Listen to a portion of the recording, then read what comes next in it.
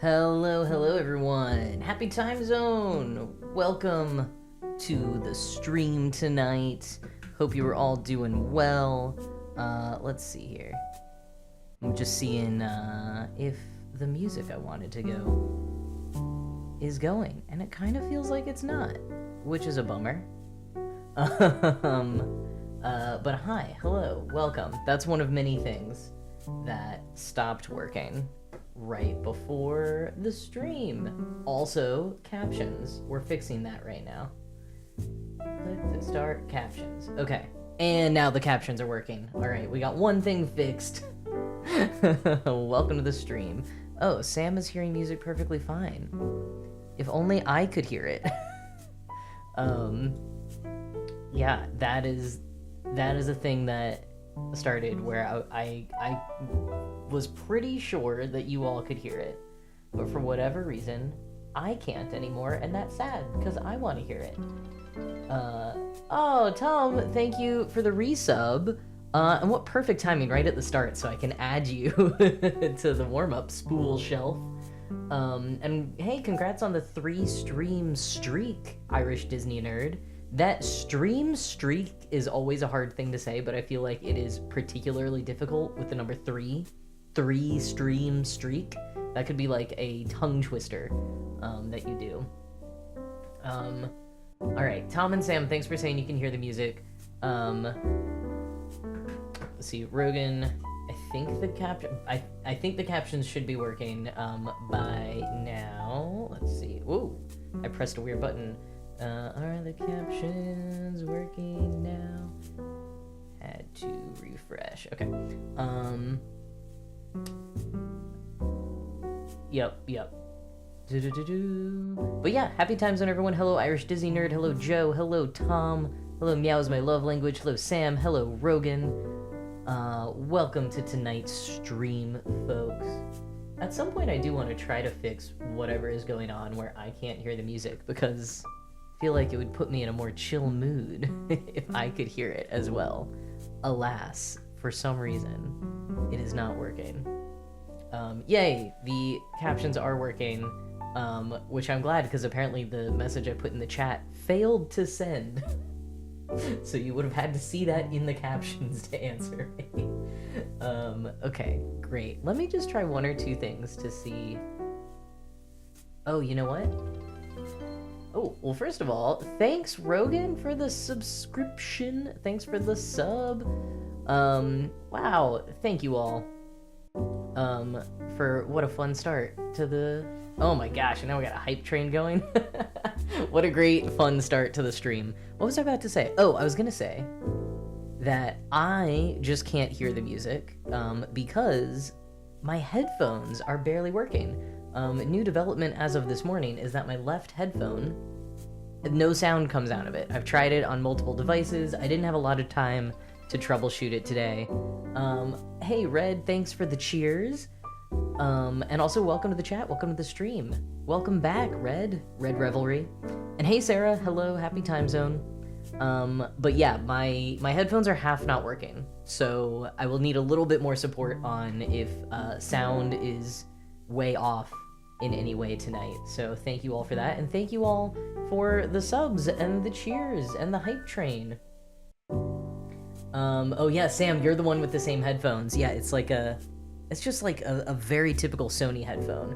I will say that I have had them for a very long time. Maybe not quite 10 years, but I feel like it's been more than 5 years that I've had them, and I use them a lot, and I will like throw them in my backpack a lot. So, oh no, yeah, you might be there. You might be approaching the time then, Sam. I was gonna say I use them a lot, and I wouldn't say I'm overly rough with them. I'm pretty good with products that I own, but like I travel with them a lot. So you might have a little bit more mileage than I have. I also want to troubleshoot a little bit. You know, maybe there's a way I can fix them without having to immediately buy new headphones. Oh, music might be a little bit on the loud side. Okay. Other folks seem to agree. Okay, bringing it down. Thank you for that. Red can't be on too long, but thought I'd hop in. Yeah, welcome. Thanks for hopping in.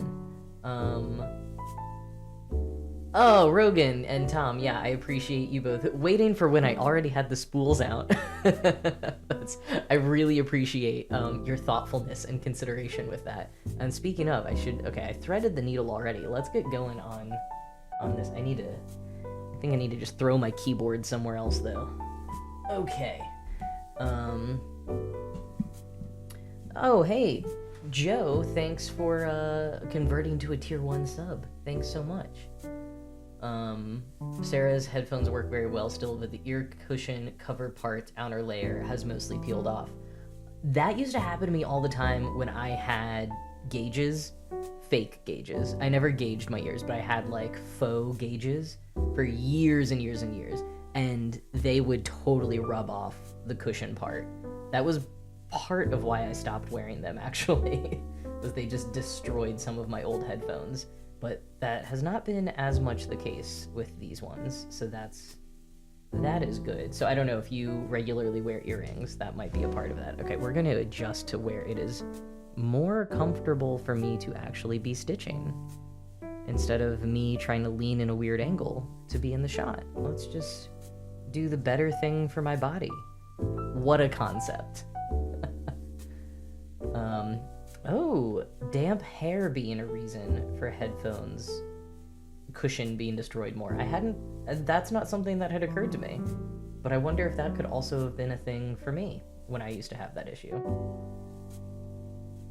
In any case, yeah, gotta fix these, particularly, I think, for streaming. Like, it was pretty annoying otherwise.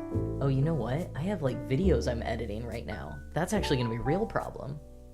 I don't like editing. We're up to level 2 on the hype train. Wow, thanks everyone.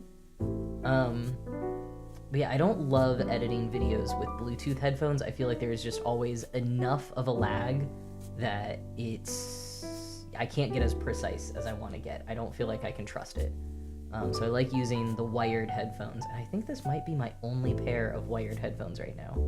Which, like, why does a person ever need more than one? But I don't know, as someone who's worked in video production and everything for years, I just tend to have backups of a lot of different kinds of technology. So I'm a little bit surprised that this is my only pair. I might have some wired earbuds. Maybe I'll have to do that. But I've also been getting rid of so many things since I moved. What is this? I can unlock emote? Sometimes Twitch shows me things as if I am a subscriber to my own channel, and so I'm like trying to figure out, are these things that I'm supposed to be doing, or just things that it's like a subscriber could do? Oh, hey Rototo, happy Monday. Welcome to the chat. Are you making dinner? Who else is making dinner right now for our dinner time streams? What are you cooking? What are you making today during the stream? Okay. Irish Disney Nerd might be getting the reading bug back after a years-long slump. Just devoured Fourth Ring via Audible. Finished it in 4 days. Wow, that's a big book too, right? I have not read Fourth Wing. I don't think I could even tell you what it's about. So feel free to let us know in the chat if you want to. But I have seen copies of the book at bookstores, and it looks enormous. I will say, yeah, audiobooks are often a fun way to go. I did a reread of The Hunger Games over the holidays, or like in December, and I read the 2 new ones too. I think we've talked about this recently, but I pretty much did those entirely on audiobook, and so I just ripped through them. I did those 5 books in under 2 weeks.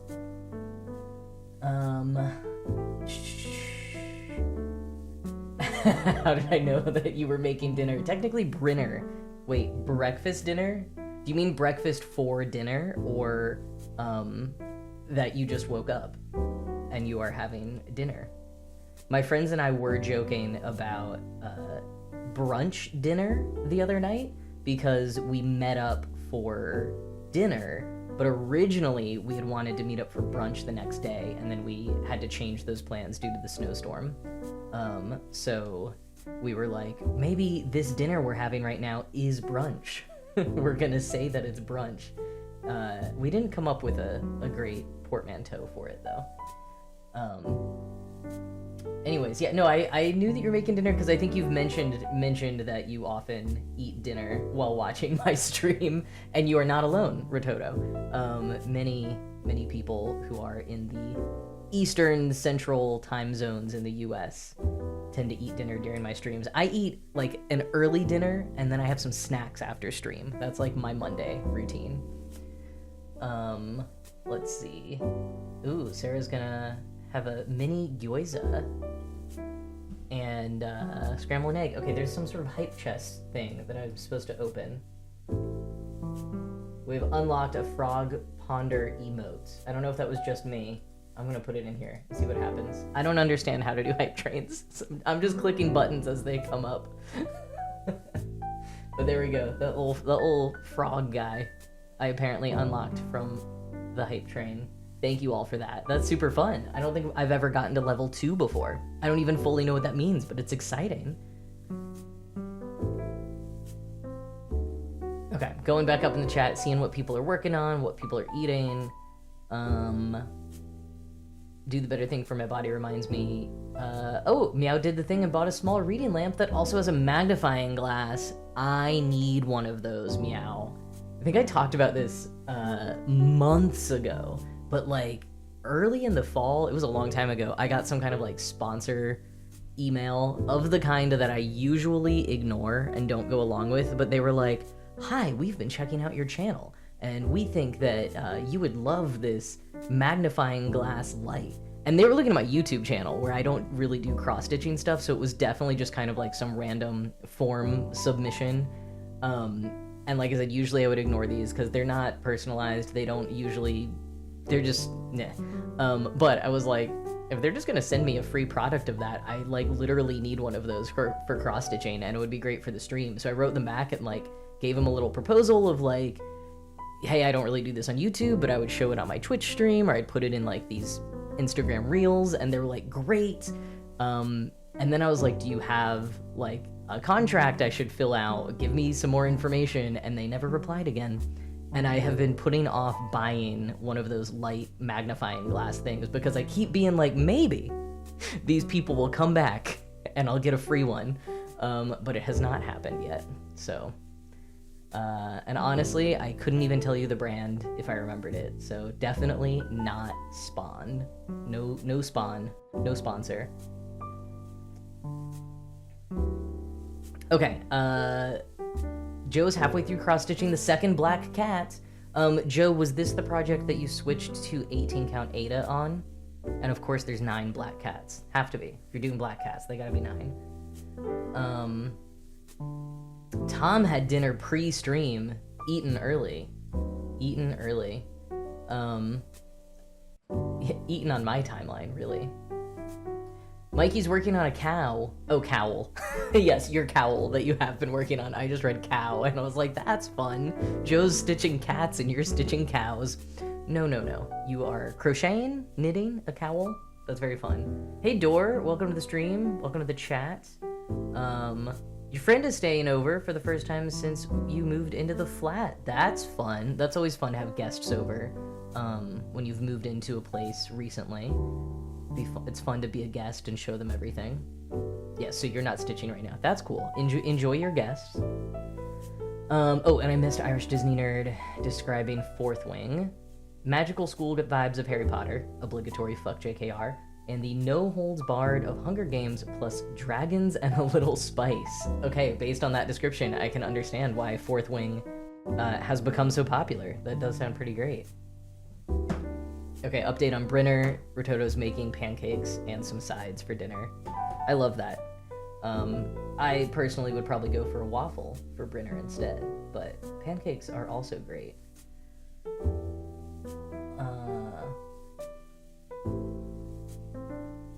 Yeah, fingers crossed I get a light. Yeah, Meow, how has the light and magnifying glass changed the game for you? Rototo, you definitely should get a waffle iron.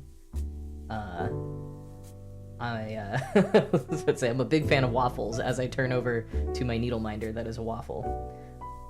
Here, let me put, it seems like it's mostly folks who are regulars in the chat. Maybe I'll put my keyboard over here.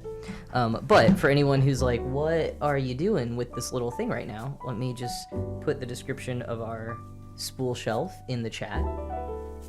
This is our little warm-up thing, reflecting the followers and subscribers from the last stream.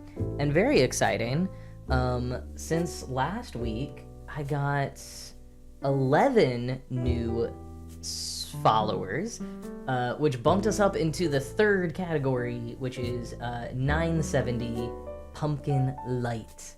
Always gotta love Pumpkin Light. Any of the pumpkin colors as described are always great. Let me try to, ooh, there we go. That's better in focus. But yeah, very exciting. Thank you to everyone who followed last week or since then, like last week's stream or since then. Thank you very much. We were in the red for a long time, so now we're back in the orange. And one color of orange last week, and now we're on this one, which is just very fun. As I have said before, I picked orange colors for the number ranges I suspected I would be in the most. And that has worked out well for me so far, because orange is my favorite color. So I was like, if I'm gonna be stitching a lot of the same color, I want it to be orange.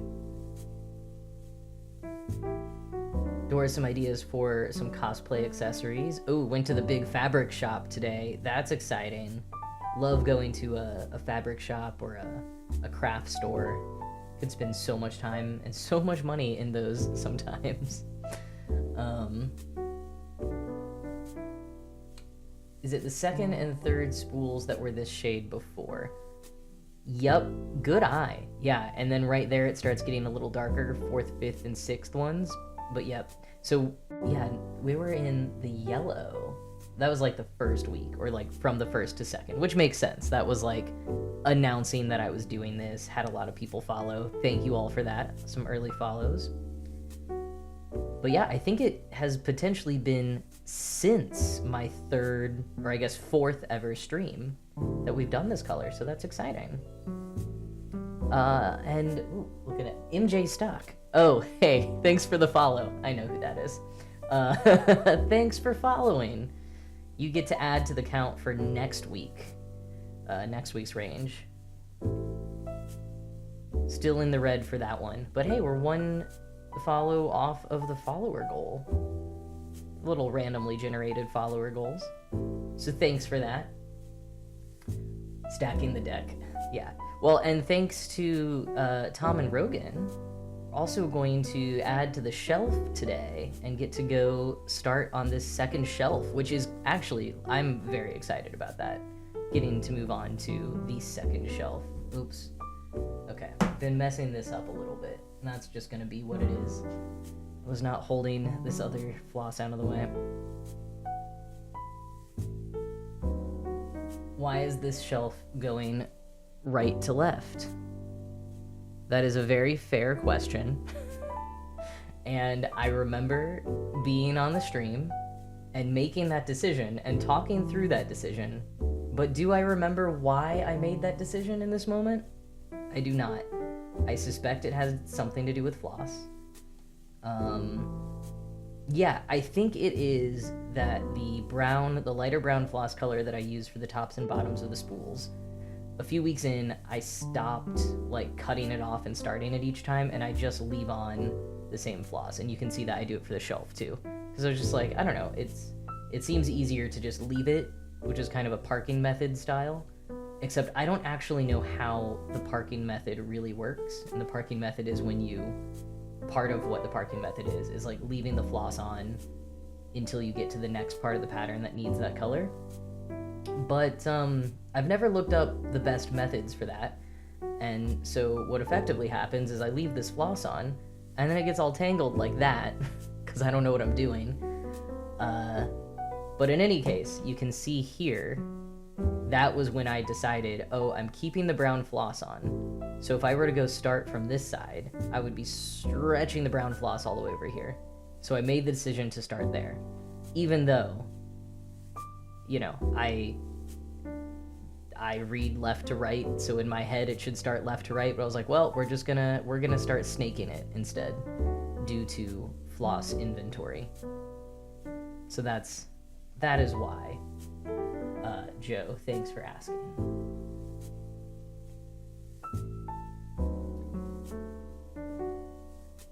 Ooh, yeah, Door, that sounds fun. I think you've talked about wanting to sew a cape or cloak before. Maybe I'm making that up, but that does sound super fun. But yes, you should totally have a pattern before you buy that much fabric, because that's gonna cost you. You want to make sure you're getting exactly what you need once you do that. Oh, Irish, you say book 2 of the Fourth Wing series has 2 full cast productions, but only available in that way instead of like a standard audiobook. Is that what you mean? I get the pros and cons of that. When I was listening to the Hunger Games, there have been a handful of different readers over the years, and some of them are like more celebrity actors, and I got really excited by that at first, and then I listened and I was like, you know what? I think I prefer the people who are professional audiobook readers. As I have learned from the little bit of audiobook reading I have done myself, it is a whole other skill. It's very different from acting on film or acting on stage. It's a whole art form and a whole skill, and even though I think that actors who are not super trained in audiobook reading like are obviously still good at it, personally I kind of preferred hearing from the professional audiobook readers over the actors. But that was also kind of one sample size case.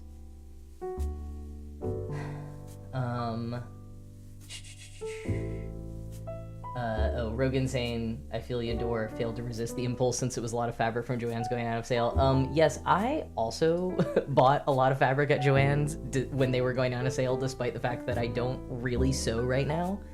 I bought a few patterns, and I did like strategically, I bought some fabric that would go with those patterns. So that was a little bit of like a slightly responsible decision in buying fabric. It just felt like such a shame. I was like, I've been saying I'm gonna get back into sewing forever, and this is like a prime opportunity to like, yeah, stock up on fabric at such a cheap price. But I was not ready. The timing did not work out. Rototo, have a great night. Enjoy your Brinner. Enjoy the pancakes. Thanks for popping in while you were cooking. All backs of projects are valid. Sarah, thank you so much for that. Love that. I do like try to keep things fairly neat usually, but yeah, I've been really messing it up with leaving the floss in here. Rogan, I have patterns, but I was not thinking about that. I was just thinking, ooh, pretty fabric I must have. Yeah, exactly. It was hard to resist. There were so many more I wanted to buy. Okay, so the audiobook is, yeah, full production. Each character has a different voice actor, sound effects. It's good except the spicy scenes. And using more credits for a book. Yeah, so pros and cons. But it is a very different experience, right? That's like a full radio show almost in that case, and that feels different than an audiobook. And maybe that's a good way for people who are not already audiobook listeners to like get into audiobooks. That could be a thing. But if you're like a heavy audiobook listener, it might be a little bit different. Sarah says that can be similar to voice acting. Not all people used to acting in front of people or a camera are great at voice acting. Totally. But Sarah says, I think voice actors, podcasters, radio show people, and audiobook narrators are probably a bit more interchangeable. Well, you would think. I mean, I think you are correct. I went to a kind of like audiobook narrator boot camp, basically. And we all had varying levels of experience with reading audiobooks, but there was one other guy who had spent a lot of time podcasting, like I had. Was that it? Or was it that he had also done stage stuff? I forgot what part of my experience he shared with me, but he and I were kind of roasted the hardest by one producer who was just like, you two are so loud, like you can't do the like intimately close to the microphone. Yeah, he and I struggled more than anyone else there, and it was because of our backgrounds that I now can't remember whether it was podcasting or being on stage. Being on stage is certainly like a lot harder than being with a microphone because you're so used to like projecting and making everything so big. And with film and different types of audio stuff, like It's much more intimate, way smaller, and that is something I've always had trouble with, because I started acting on stage when I was like 6, and I even remember like more dramatic performances as a teenager, having to think to myself to like treat it almost more like I was doing film, because I was just so used to like big comedy slapstick acting, and that is not what you do for soft dramatic things.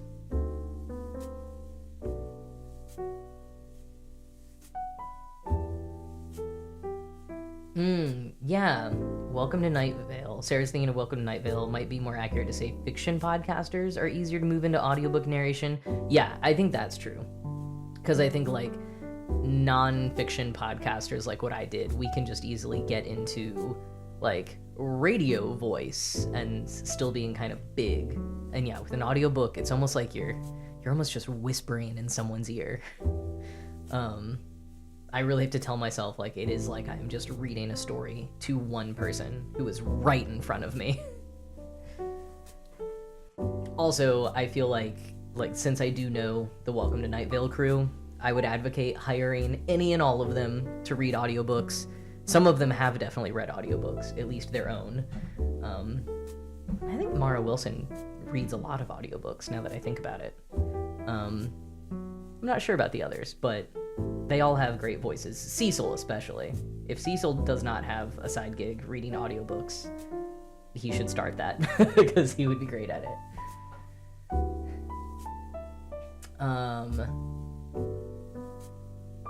We have an ad going. I think I have a new command for ads. Let's see.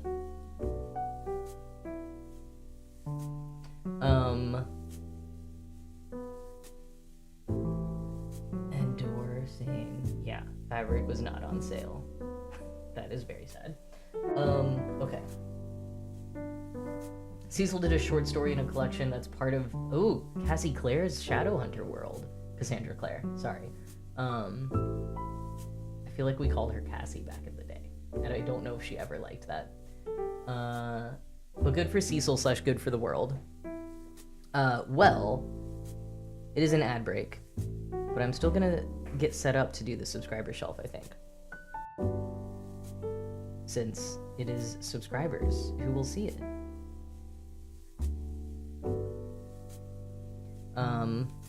Alright, and I might do the same thing that I was just describing about starting from right to left because of the floss, because the floss is already here. But because this is white Ada, it's also gonna kind of show up. So I gotta think about the best way to hide it. And I'm making sure that I'm starting in the right place. Let's see if this will hide it. Oh, and it lost on the needle. That happens.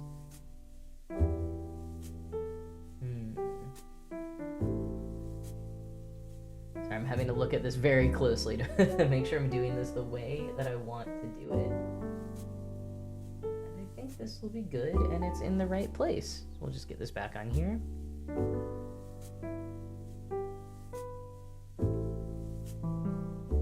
Three, 2, 1. Welcome back from the ads, folks who were gone for the ads. I'm just getting set up here to do the subscriber shelf. We are starting the second shelf here. Oh, you know what? I am doing whatever. I'm doing this slightly different than I wanted to after all of that, but fine. It's fine. Thanks to Rogan and Tom for subscribing for another month each.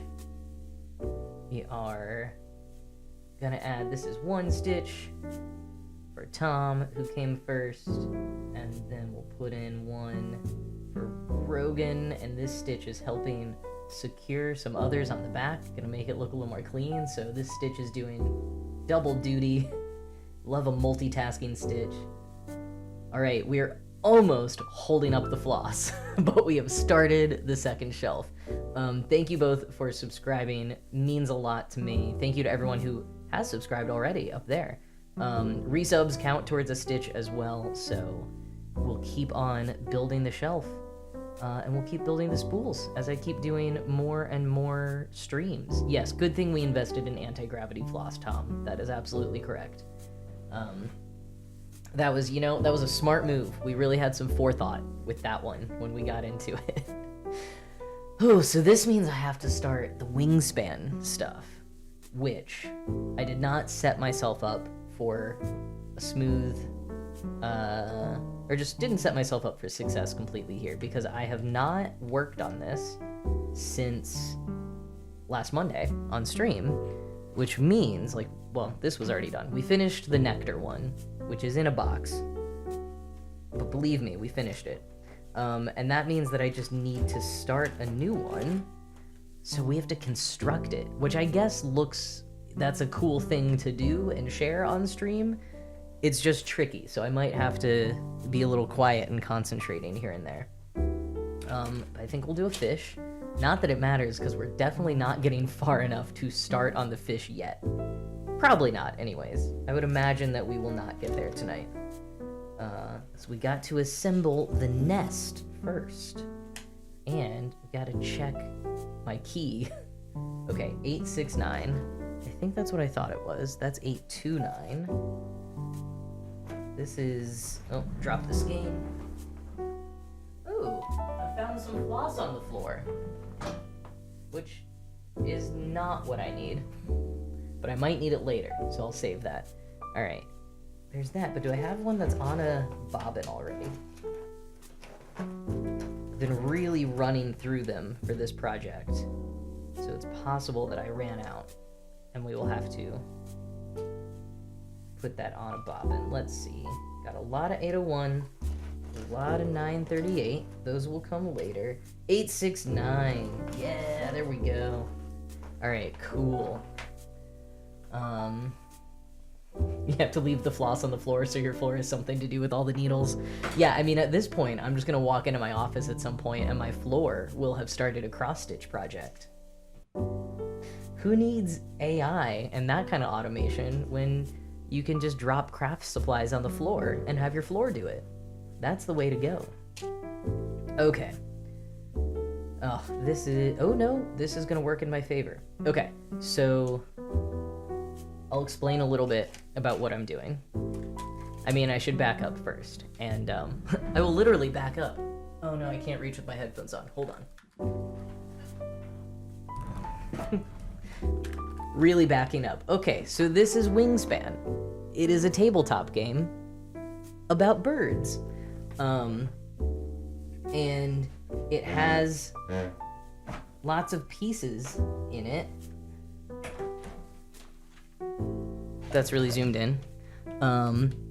It has lots of pieces in it, and they come in these little plastic containers, and some of them, I don't know, are kind of loose, or they came in little Ziploc bags, and I broke a lot of the Ziploc bags, so I was like, oh, I'll get nice little canvas bags, and then from there, I started being like, what if I customize them by cross-stitching on them?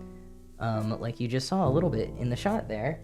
So I'm doing this for one part of the containers. This is for little eggs in the game.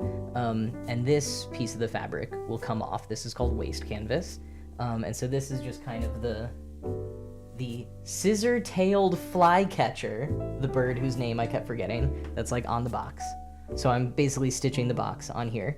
And that is a pattern by Sirithra? On Etsy and Instagram. So I bought that pattern from them, and there's some background to it. So I'm working on that. Could maybe do this on stream, but it's a really tricky stitching in hand. This is something you need a magnifying glass light to do because it's very tiny and particular. But then for those little plastic things, I'm making these trays, and they're meant to look kind of like bird's nests. So I'm using some blended floss to get a lot of different color coming out. And then I designed the food tokens. So the game has all these little food tokens of what you need to feed the birds, essentially. There's a worm and a rat and a fish and wheat. And so I just looked at the game pieces and did some designing in Floss Cross, which feels a lot like MS Paint or pixel art. And I designed those. And then I'm using plastic canvas, and I cut out all the pieces a while ago, so this is the size I need for everything. And I'm gonna stitch them all together to make these little trays. And I have 2 different time zones. 2 different time zones. Sorry, Sam. I just saw someone's chat and I thought it said time zone. I have 2 different sizes so that they will nest inside of each other. However, we played Wingspan this weekend and started using 2 of the trays that I had already made and realized that when they have the food in them, which they will when you're storing them in the box, they don't quite nest inside of each other as well as I wanted to. So I don't know what to do about that at this point. We're just gonna go with it. But so when you stitch on plastic canvas, and first of all, there are 2 types of plastic canvas. This kind, as you can see, has little squares. I have heard people recommend that if you are cross-stitching on this, you want the kind that has circles instead of squares, and that you get you get better coverage with the circles versus the squares for the holes.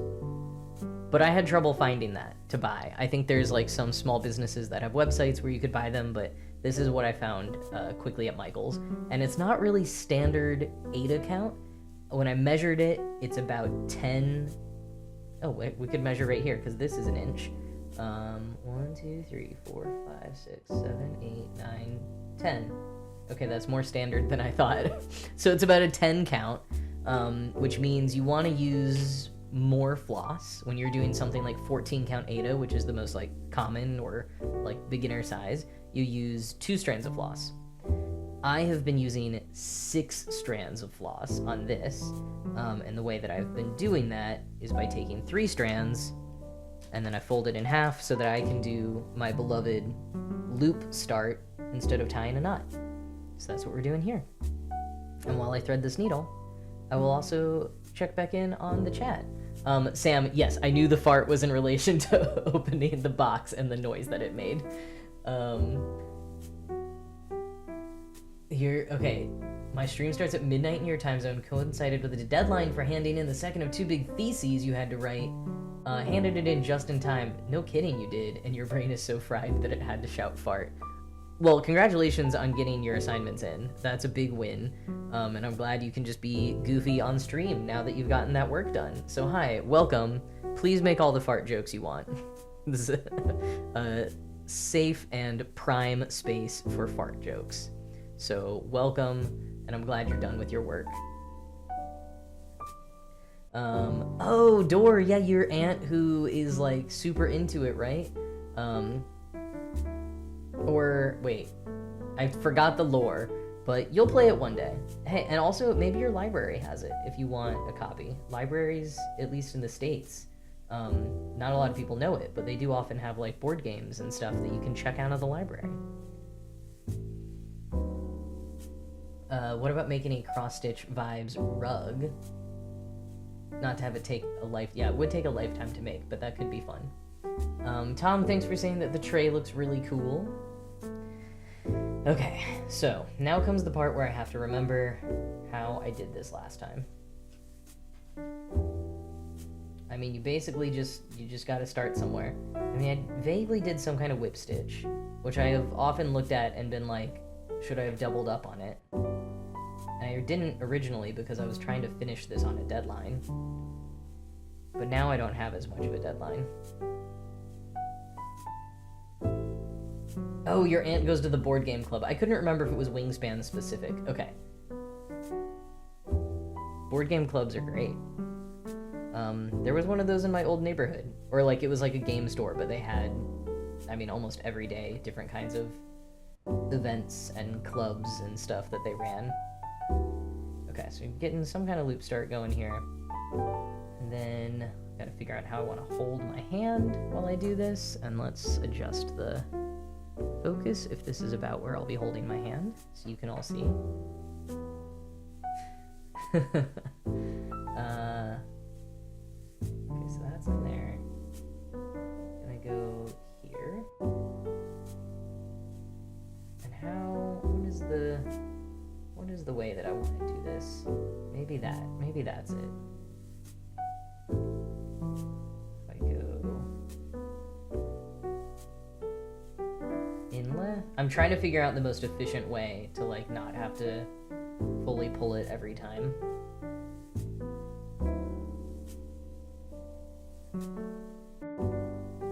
Alright, doing a bit of a whip stitch here.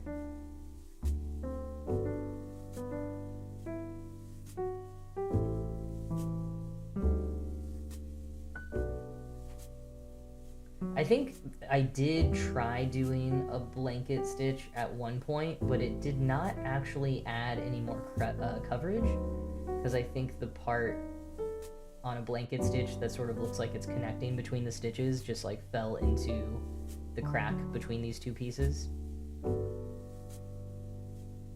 So I'm just sticking to this. But I do feel like at some point I figured out a better way to put the needle in so it went a lot faster. But this is what we got. This is what we're doing tonight.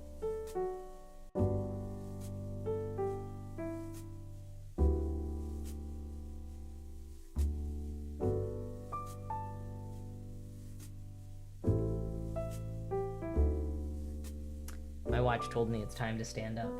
I don't want to stand up right now. I'm stitching.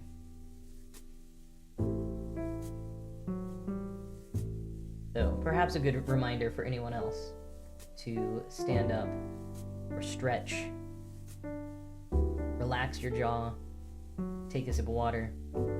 Roll your shoulders. Stretch your wrists if you're crafting, as I know several of you are. Maybe later I'll lead us in some wrist stretches.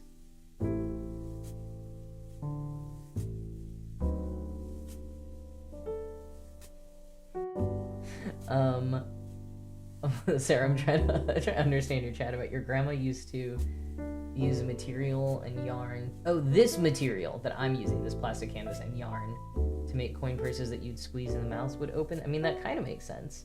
But I will say, my grandma is how I kind of got this idea too, is she had like coasters and tissue box covers that I think she used. It looks kind of like it was yarn, but it also could have just been really thick floss, and this plastic to make them. It was kind of like cross-stitched, and yeah, I think seeing those over the years sort of gave me the idea to construct things out of plastic. So yay for grandmas making things with this plastic stuff.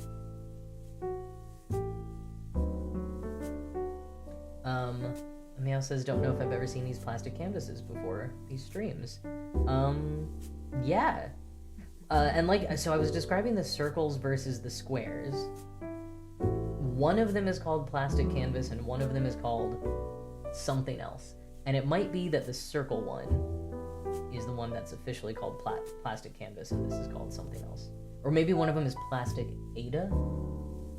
Aida, like the cross-stitch fabric. That might be a thing.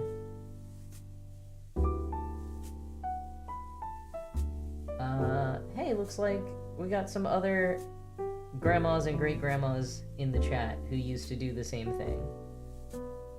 Yeah. I wonder what was going on. It must have been, like, in some magazines, you know? Like, little crafting and decorating advice in magazines that used to be a thing. I feel like so many of the crafts that I did as a child were things that my mom just saw in, like, a magazine she got at the grocery store. I guess the equivalent these days would be things that moms see on Pinterest, or any parents see on Pinterest and have their kids try. I like to think there was maybe a little bit more vetting going on with the magazines, having editors-in-chief and stuff. Alright, so now we have a corner.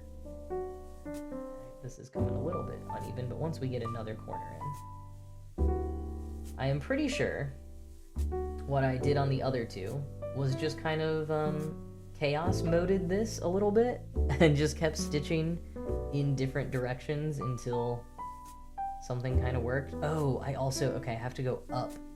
I guess I don't have to, yeah, it'll be best if I go up in this corner, or up along this line, this angle first. Okay. Do this. Can you even see what I'm doing?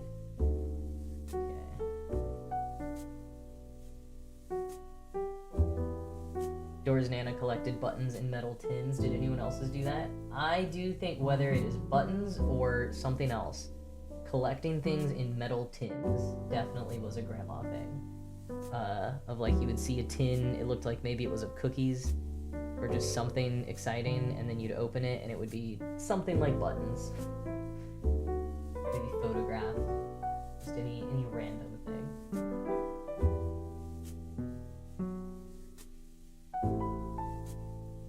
Sewing stuff in the cookie tins. Okay, I guess this is all I did there. So then maybe what I should do, go in once more. These are so fiddly before you really get them constructed. And then just to hide the floss a little, I'm gonna go down through these stitches. We're gonna come out on this corner and then go back in. Just trying to give it a little bit of reinforcement here. Cool. Hey Ace, welcome to the stream, welcome to the chat. And great question. How are people holding up in the storm? Has past Sarah, past family further east. I think we're almost past it. Oop, I went too far. I went in one too far. Yeah, here in New England. Where does this need to go now? Go up here. We have so much snow though. It has been snowing since yesterday morning. I guess there were a few hours early this morning. It wasn't really snowing. But yeah, it has been an incredible amount of snow. I did some shoveling earlier today, and I mean, we put the tape measure in, and it said like 16 inches of snow. But I will say, like, the snow plows have been around, and so they created like some snow banks. And when I was shoveling and I got to the part of the snowbank, it was like up to my mid-thigh. I just realized you can't see anything that I'm doing here. So yeah, lots of snow, and at least a little bit before I went live, it was still snowing in pretty big chunks outside. I'm looking out a window, but it's dark now, so I can't see. I can't see if it's still snowing. But had a good few inches on top of what I shoveled today. So that's how that goes.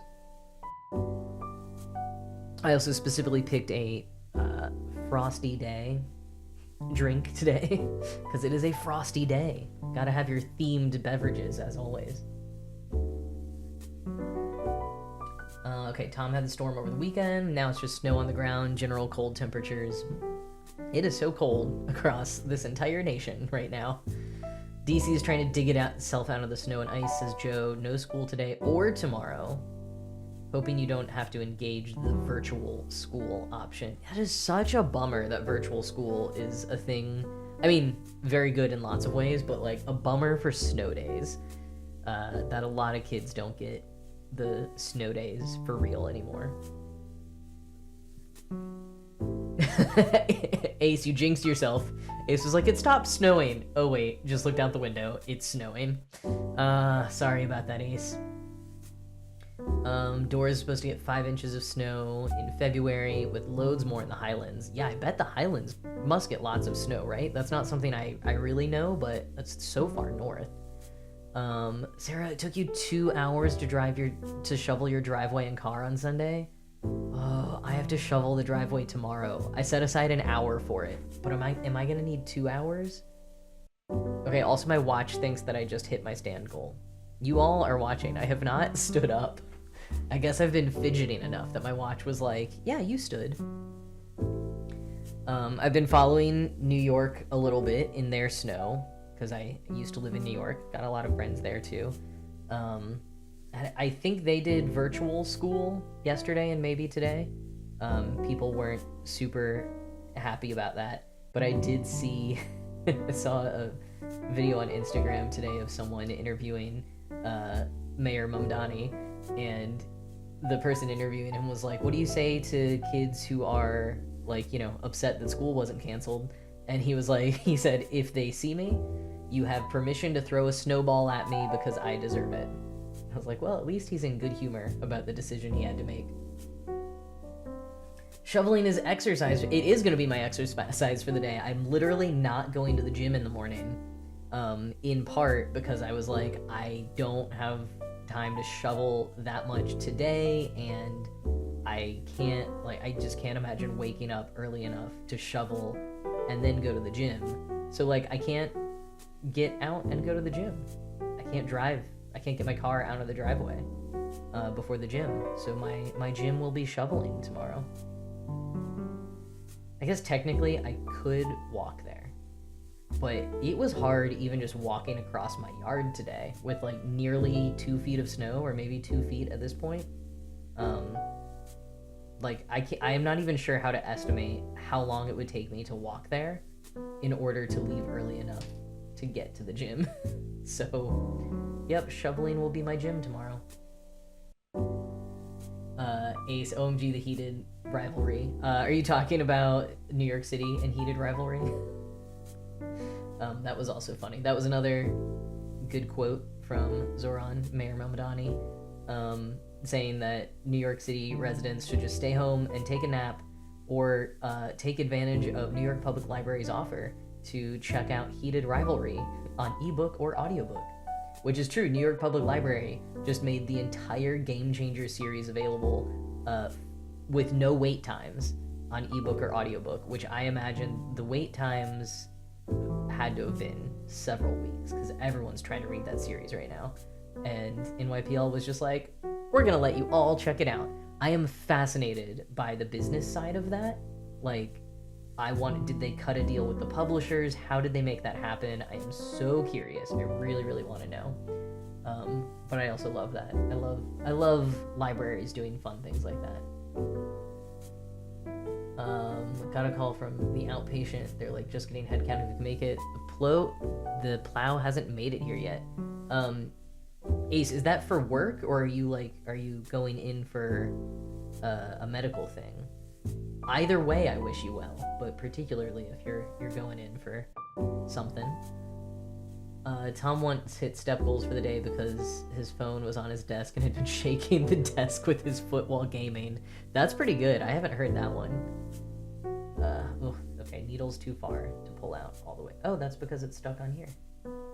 Get off of here. Get off. There we go. Let's pull this out and try to tighten it all as much as I can. One good thing about the pattern that I have designed is, like, as loose as these might be as I'm doing them, they get reinforced when I start stitching the inside, because I will, like, put the floss into there. So it makes me a little nervous how loose these are, but I know that I will tighten them eventually. Between shoveling and walking around your house, that would be an intense day of workout. Walking around just walking through my yard. Good point. Audiobook is unlimited for your state's digital library. Huh.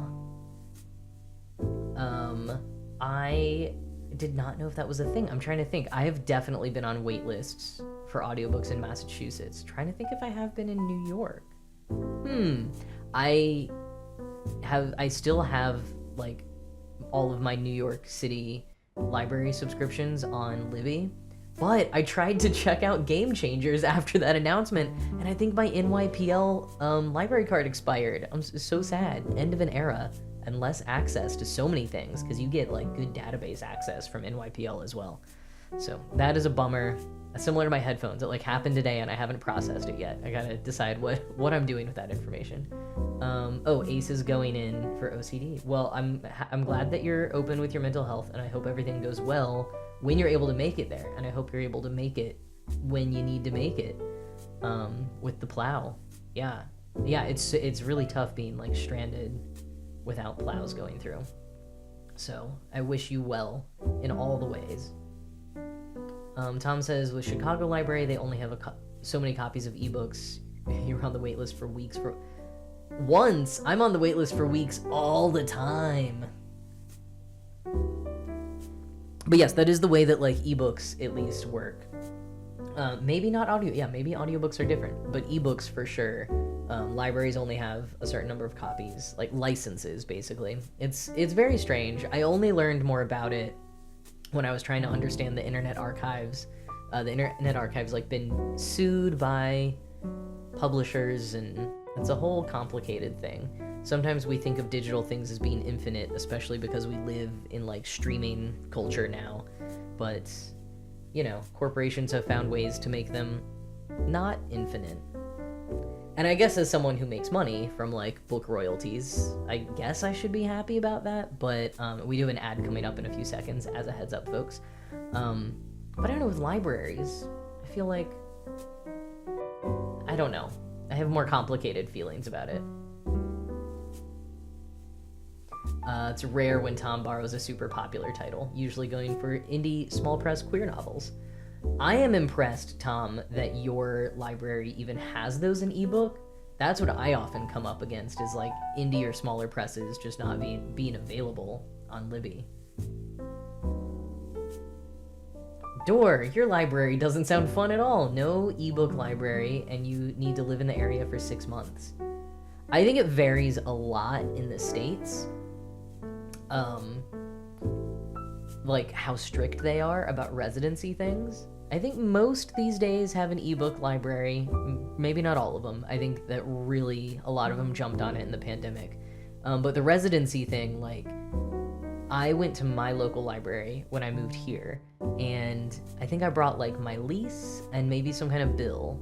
And technically, the website says that you need an updated like ID that has this current address, or at least like in the general region. And I didn't have that yet, but I wanted to start being able to check out library books, and they were just so happy to get someone as enthusiastic as I was to get a library card that they were like, oh, this is fine. Like, you've got some bills with your name and address on them, that's all good. And I was like, I'm getting my driver's license like next month or next week or whatever, and they were thrilled.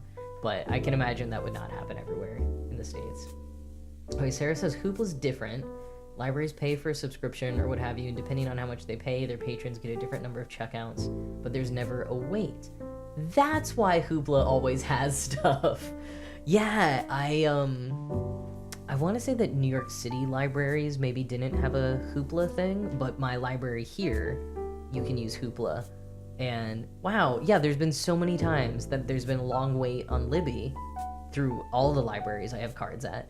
And then I've checked on Hoopla and it's available, and I thought maybe just Hoopla had fewer users, or like users who weren't as into what I am into. Wow, thank you for explaining that. Rogan has Libby set up with 4 different cards and wants to get more. I mean, I had 3 as of today. I guess I have 2 now, I guess. Although the library card that I have in Massachusetts is like a big regional system. It's basically the entire western half of Massachusetts. So not even just what people usually refer to as Western Massachusetts, but also central. So I guess it's even more than half. It's like the entire state except for the greater Boston area is in this library system. And I think there's even a way for us to get interlibrary loan for like the Boston side of things. So it's pretty good. Like, I will miss access to NYPL because that is a very robust system, but having access to like all of Massachusetts ain't bad.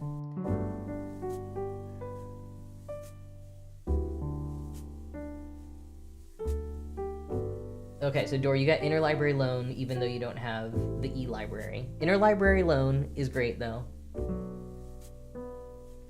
Libby doesn't seem to care if multiple devices access the same card, so one's your parents, one is a big city. Okay, Rogan, I was literally curious about that today, and I hadn't looked into it yet, so I am very happy to hear that news. Thank you for informing all of us, but specifically me today. I'm excited about that.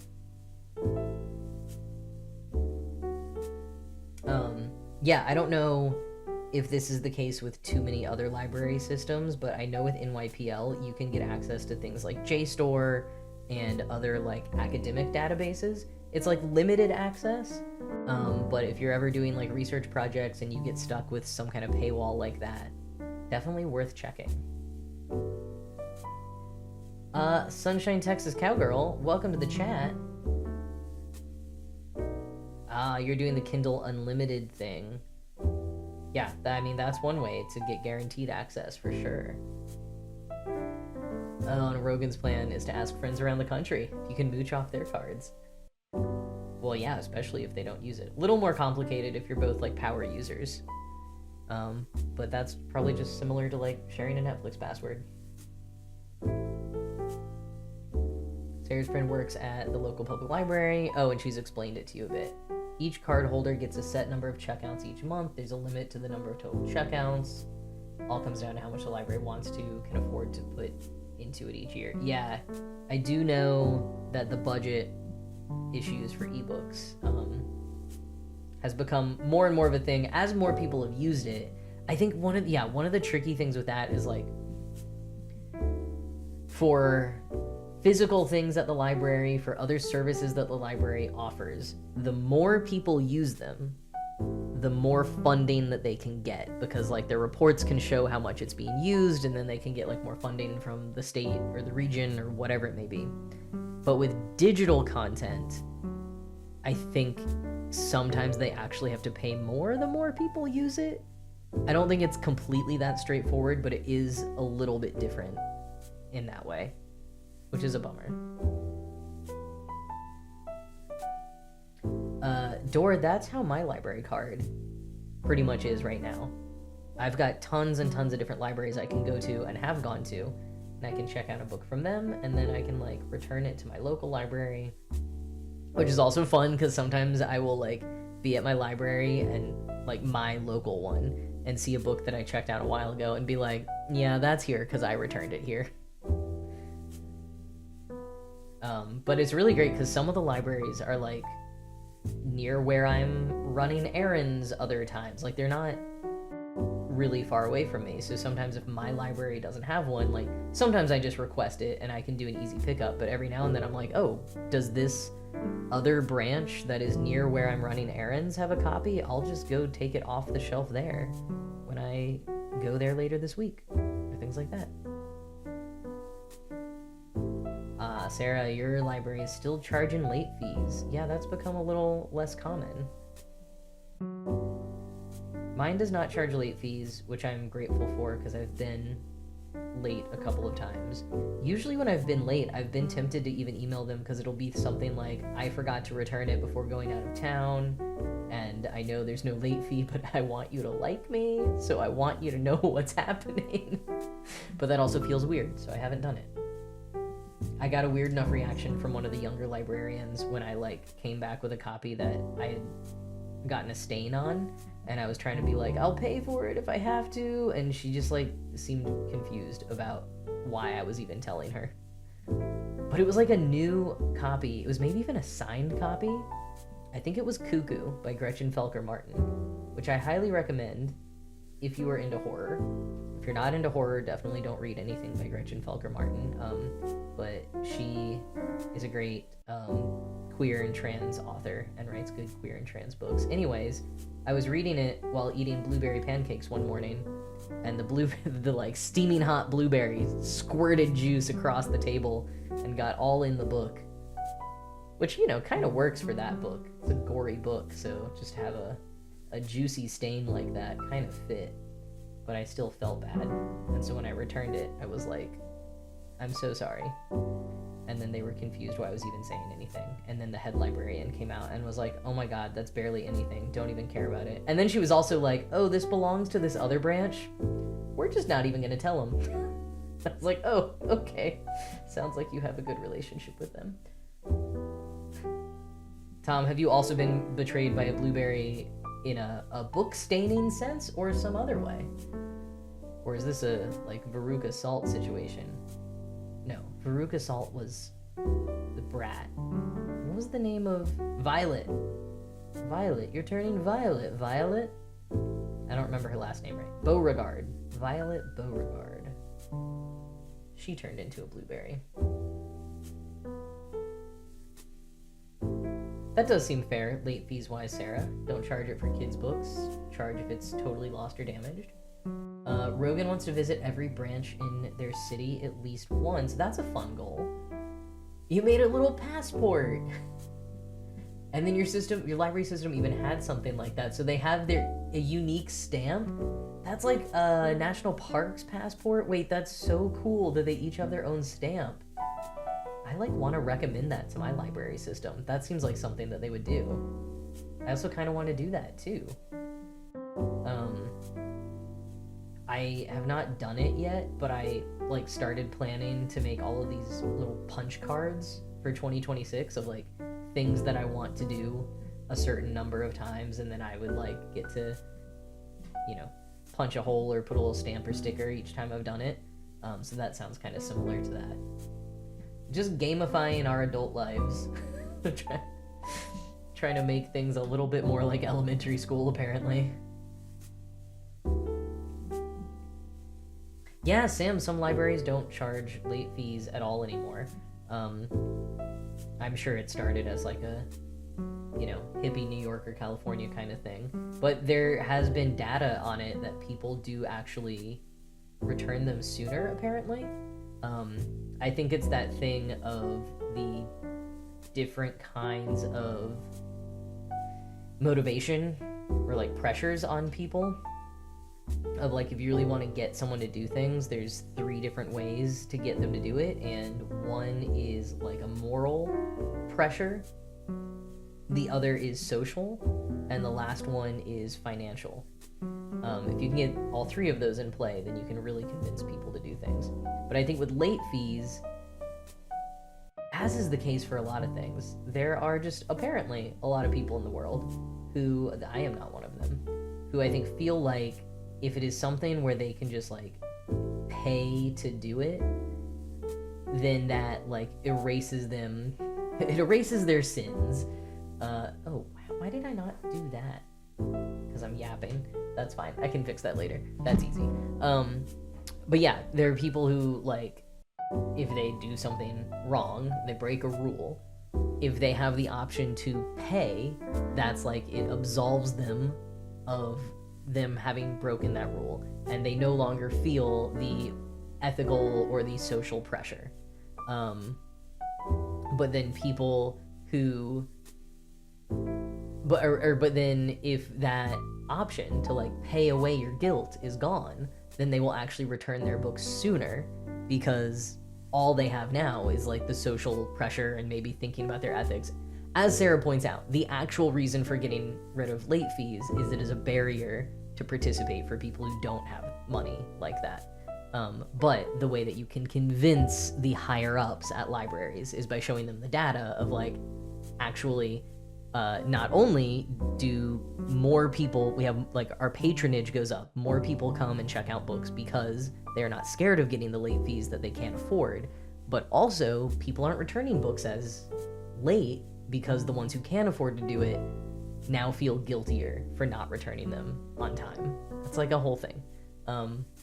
But that librarians want to do it because they want to lower the barrier of entry, and encourage people who don't have the money to pay late fees to feel safe checking out books. That's why librarians want to do it. But the people who pay the money, pay the bills and all of that, to convince them, you tell them the thing about the people who can't afford it.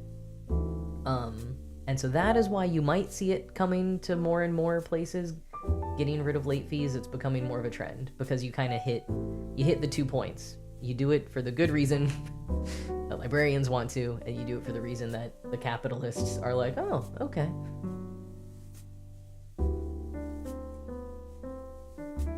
Oh yes, looks like Rogan put what I was saying in the chat. Oh, Ace says for Ace's area, it was the pandemic. I think that's when it happened in a lot of places, yeah. Sometimes the fee getting higher will keep them from returning. Yeah, that's true. If you get to a point where that fee is super high, you might just never return it. I think there were a few places that when they got rid of late fees, yeah, there were a lot of stories about this, I'm remembering. A number of people returned books from the 1970s. They'd had it for decades. and not returned it because a guy, that would have been astronomical. But then late fees were gone, so they were like, hi, I'm bringing this back after 50 years.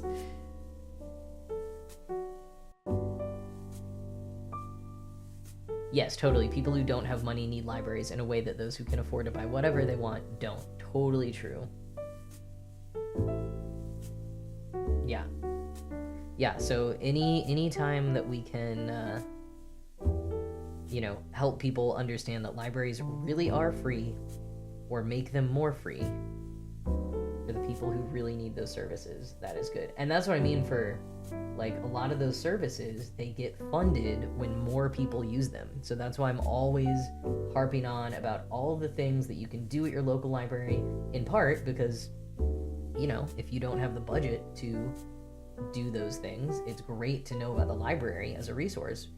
But even for people who maybe do have that budget, it's good to get involved with your library to help them to continue exist for the people that do need them, and to be able to continue to provide all of those different services. Let's do like one extra stitch up here, just to try to secure it a little bit more. Anyways, I've probably been talking about libraries for like an hour here. Let me get this stitch set, and then I want to share something else. Let me just get this in here. So again, I'm gonna go through these stitches back down to here, just to hide it, and then gonna come up this way to get this going. Door, have a good night. Have fun with your friend visiting, and get some sleep eventually.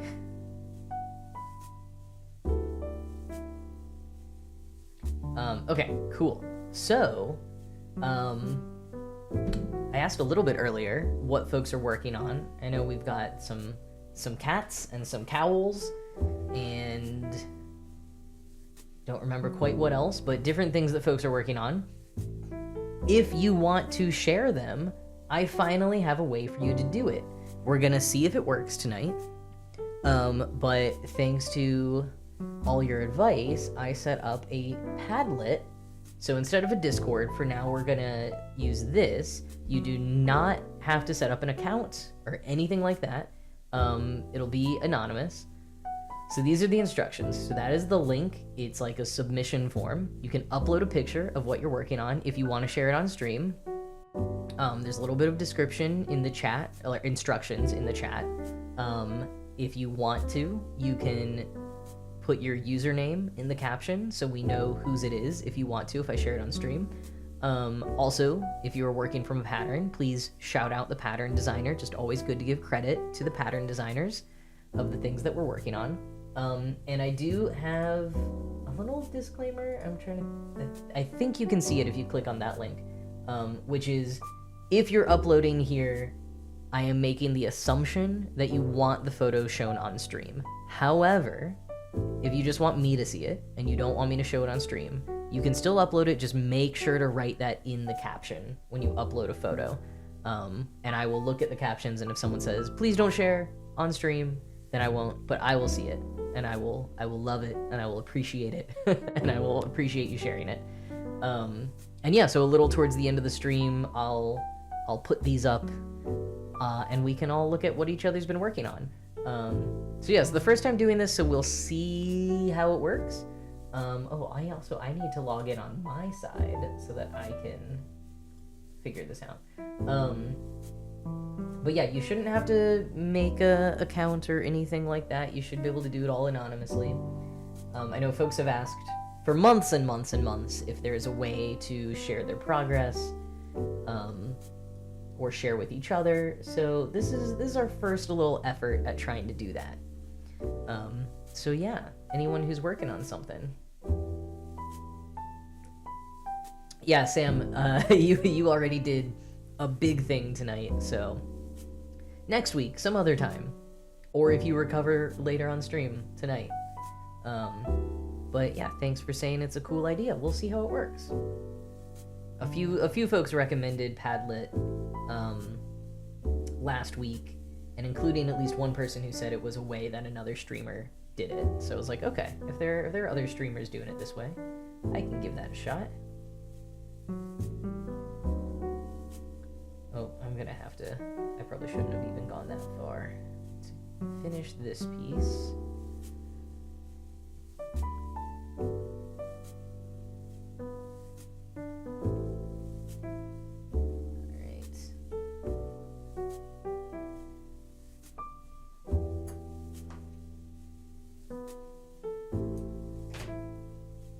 Cool. Yeah, maybe we do need a little stretch break. Wow, my neck and back just popped so much. It's always very satisfying when that happens, but it does not always happen. Okay. Just checking in on everything over here.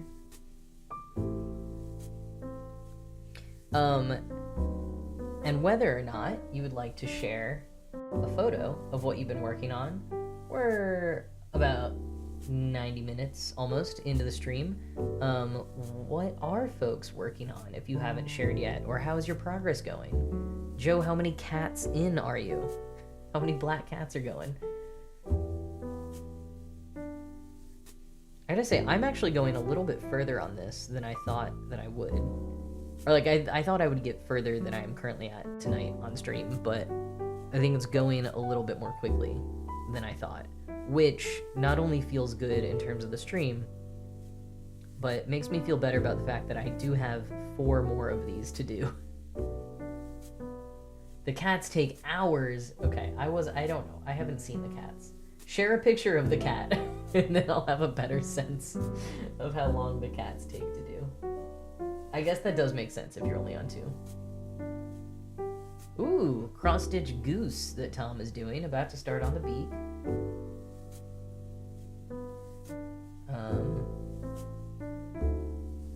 What's the larger goose pattern, Tom? What is the goose doing? Oh, cool, Sarah. Got a package of a hoodie of a YouTuber that you support. Also, what is Makeship campaign? I don't think I've heard of that. Is it like a Indiegogo kind of situation? Or a more specific charity? I've never heard of that. Yeah, gotta get back to those graduation caps. What number are you on at this point? The goose is saying, I think I will cause problems on purpose. It spoke to me. Rebellious goose. I'm into it.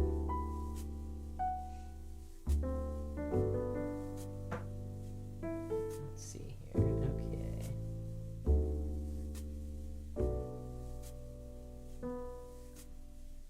Going back to storm thoughts.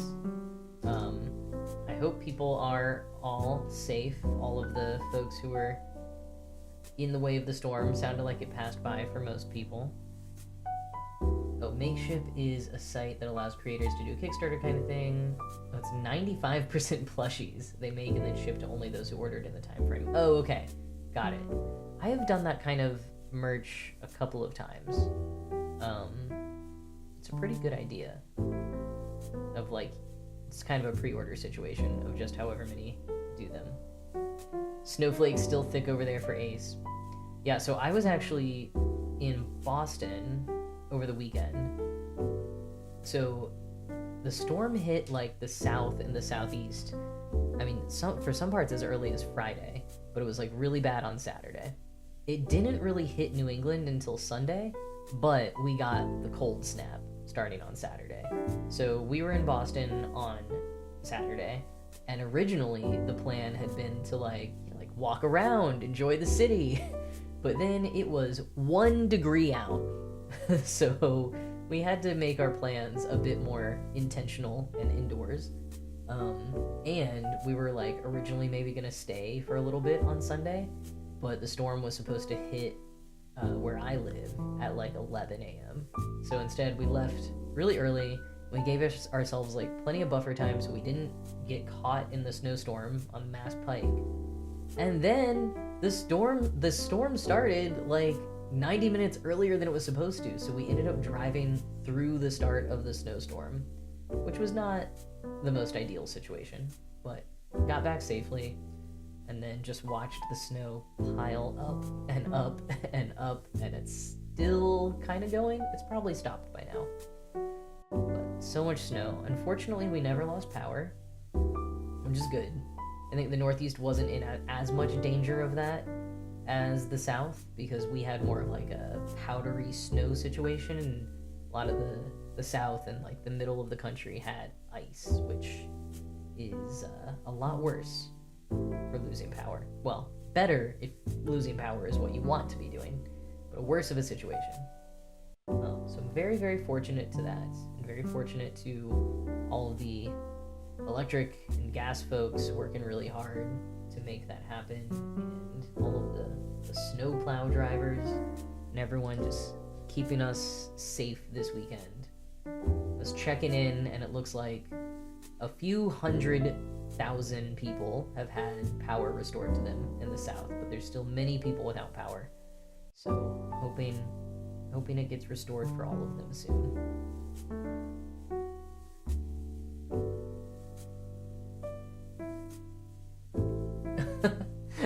Sarah, your message was held for bullying. I will allow your message of coward.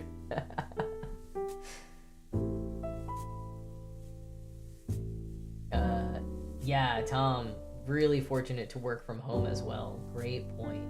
Yeah. Although, you know, in this particular case, working from home means you don't get work off. Some people who would have to go in and have no work from home option might have just gotten the day off.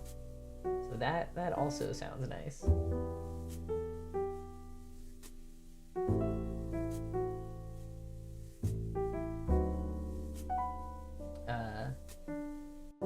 Price paid is no snow day.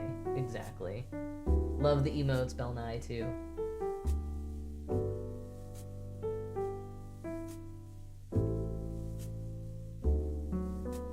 Okay, did I mess this up somehow? I think is that gonna be... Yeah, it did. Let's go back a little bit. Figure out how I can get these to line up better.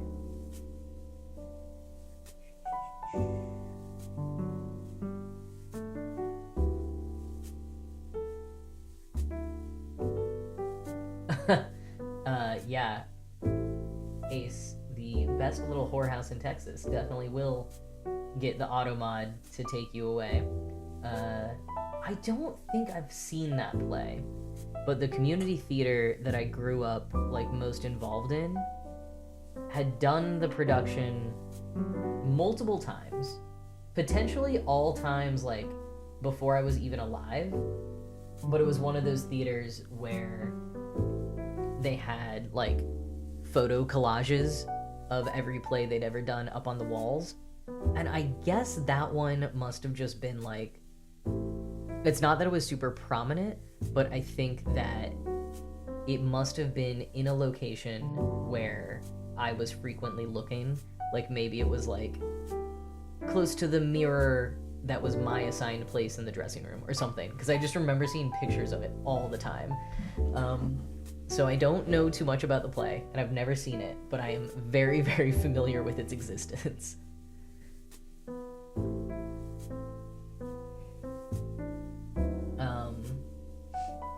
Velnai, I am stitching onto plastic canvas, potentially called Plastic Ada. Jury's out on that one, because I just keep forgetting to Google it.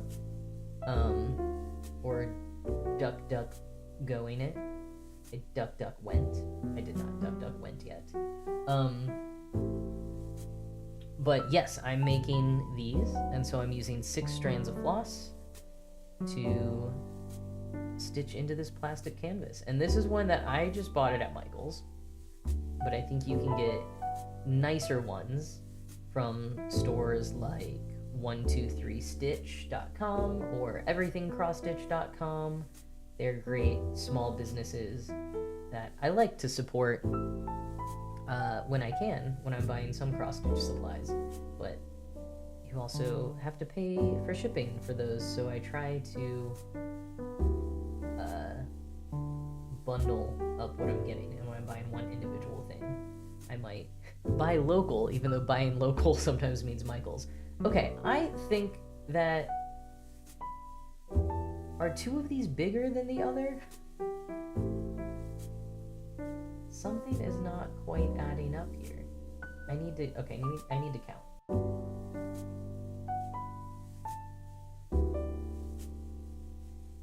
No. Okay. I think maybe it's just... it's just sitting like that. Okay, okay. I figured it out.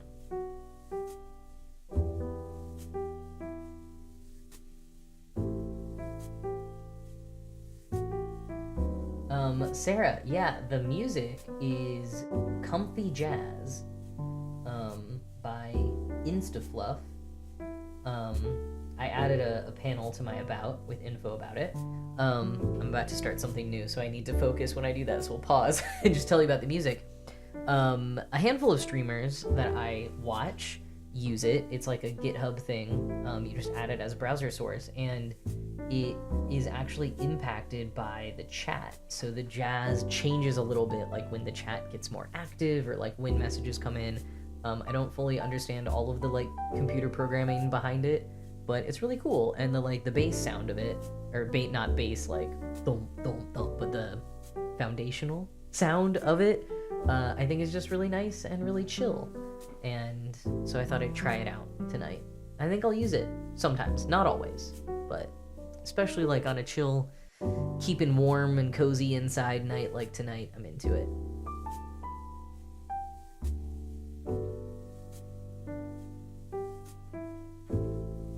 Ace, when are your shows? Like, how long do you have for rehearsals?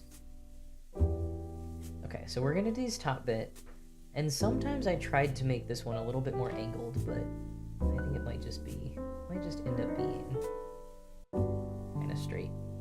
In March. That's gonna come up so fast. It feels like a ways, but it's gonna be for a while. Oh, yeah, I missed the ads coming. Put that in there.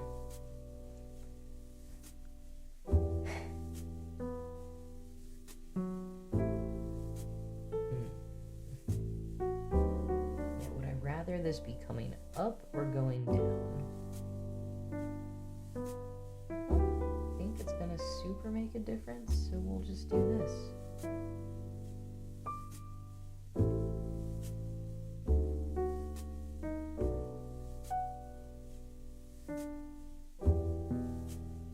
I was finally starting to get into a thing where I updated the stitch counter when ads played. And then I started stitching things that I'm not going to count. Last week I had the counter up, as some of you may remember, and then I just gave up very early on, where I was like, wow, when I'm not using my pattern tracking app, it is way too hard to keep track of how many stitches I'm doing. And so this week I just preemptively decided, like, nope, I'm just not even gonna put it on screen. We're just going rogue. How many stitches have I stitched? I do not know. Actually, okay.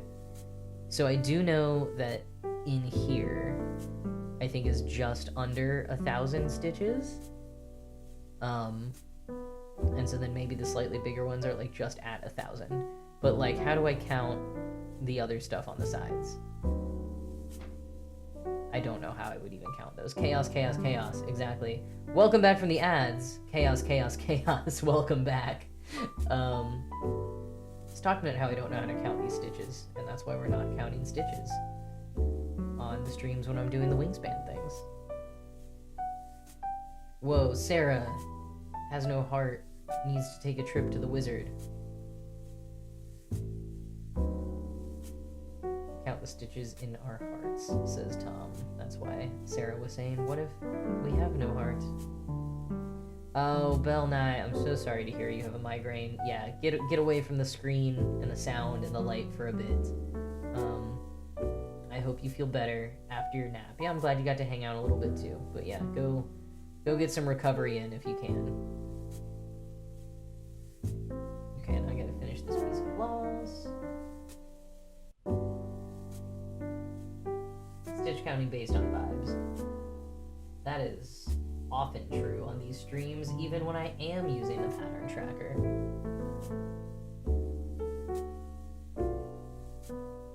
Okay, get that as tight as I can. Maybe pull it back down a little bit, but sort of adjust it. Make it look nicer. What did I do before? Did I just not finish floss on the top on any previous ones? That might be true. One thing I keep telling myself with these is, like, as much as I want them to look really nice and neat, they are supposed to be birds' nests, so, like, they can be a little untidy. You know, that's a thing. Oh my gosh, you all have submitted a bunch of things to the show and tell. Oh, this is so fun to see. Yay, yay, yay. Okay, and we've got... Oh my god, another one just came in as I said that. Wow, these all look so great. Okay, I will show them to everyone else in a little bit, maybe at like 8 o'clock or something. 8 o'clock Eastern. Not sure what time that is for everyone else. This is so exciting to see.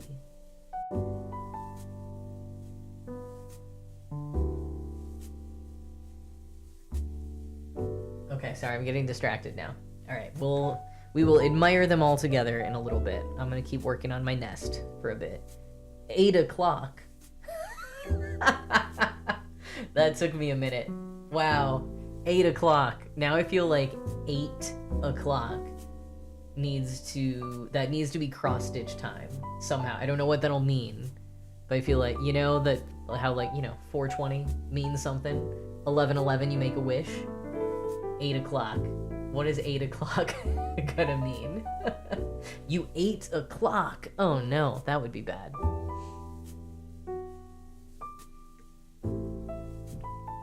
Right? It's like it's 8 o'clock. Gotta cross stitch. 8 a.m., 8 p.m. Doesn't matter. Pick up your stitching. It's time to go. And also eat. Yeah. Preferably don't eat clocks. But you can eat food. 8 o'clock, or you have to eat only foods that vaguely look like clocks. It did occur to me at some point recently that waffles look like cross-stitch grids, and I just started thinking about my life on that one. Like, am I somehow just really drawn to, like, cross-hatching circular objects? Waffles and cross-stitch hoops. Allison Make says, is that how, like, 2:30 is time to go to the dentist? It's exactly like that. Some of my friends got really in on the 2:30 jokes for a long time there.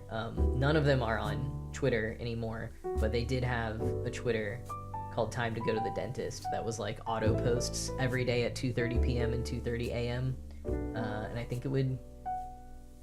I forgot if it just said time to go to the dentist or if it would make just like a tooth-related joke at 2:30 every day. That was pretty good. They also had a 2:30 zine. It was a little like comic kind of zine. That might still be available online somewhere. And when I got my wisdom teeth out, after the procedure, when, you know, I'm on all these drugs, and I'm holding my teeth in a little bag because I convinced them to let me keep my teeth, although I have lost them in the subsequent years. I'm very upset about that. Don't know where those missing teeth went. It's a bit of a mystery. Someone had a weird shock finding them if they're not in my house somewhere. It's been multiple moves. But yeah, so procedure's done, got my wisdom teeth out, like, my friend is ready to escort me back on the subway. Found out in later years she had went and gotten drunk while I was under like getting my wisdom teeth out, so she wasn't the best chaperone I could have had for our multiple subway trip back to the house. But anyways, so we're both under the influence as it turns out, and they're trying to get me to book my follow-up appointment. Why they didn't do this before I was on drugs, who knows? But I just kept asking them if I could book it for 2:30 and then cracking up. Like, I think I couldn't even get the words out. I was just like, can my appointment be at 2:30? I mean, I only have vague memories of this. My friend has corroborated it, but yeah, who knows how annoyed or just like done the workers were, how the staff was at me trying to book that. I'd say not my finest moment, but I actually think I'm exceptionally proud of that. Maybe I did make their day. Maybe they're not sick of those jokes yet. Who knows?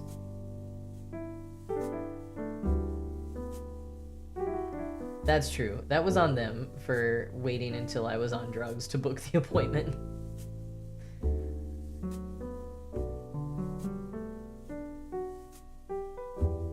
Mikey, if the Tooth Fairy did take my wisdom teeth, they did not leave me any money that I'm aware of. Although I guess I have found money on the ground and in pockets fairly often. I had some jacket that I pulled out this year that I hadn't worn for a few years, and it had $20 in the pocket. What was I doing with that 20 before? I don't know why I had a 20 loose in a pocket for any reason. But that was fun to find this year.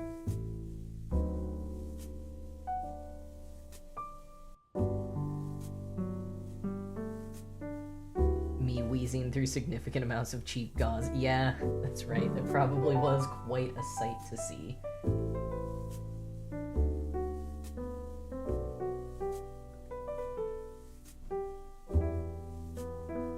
Maybe the Tooth Fairy didn't pay the library late fees and is broke. Or maybe the Tooth Fairy, like, you know, when they got rid of library late fees, now the Tooth Fairy doesn't leave you money. I don't know. There's something there. Wisdom teeth tier money. Yeah, that's right. With wisdom teeth, you get a lot more money. You get a $20 bill many years later. I did like want to make a necklace of my teeth though. I'm so disappointed in myself that I lost them. So many cool things I could have done with my own teeth. And I've heard other people like ask to keep them and be denied, so I feel like it was, you know, kind of special that I got mine. Okay, getting some tangles. Gotta let this spin out a little bit to help prevent those tangles.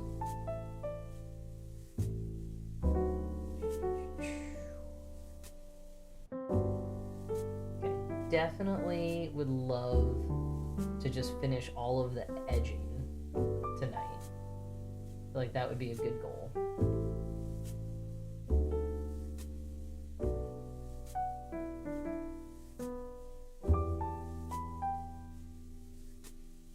And in case there is anyone who joined after I talked about it, if you are co-crafting with us tonight and you want to share anything on stream, here is the link and instructions on how to do that, and I'm going to put them up on the screen towards the end of the stream tonight so we can all see what we've been working on.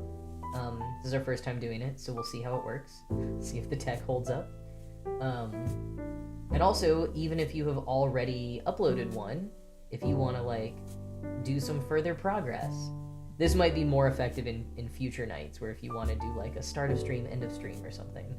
And I will do my best to show them in that order when I put them into some kind of slideshow function in OBS.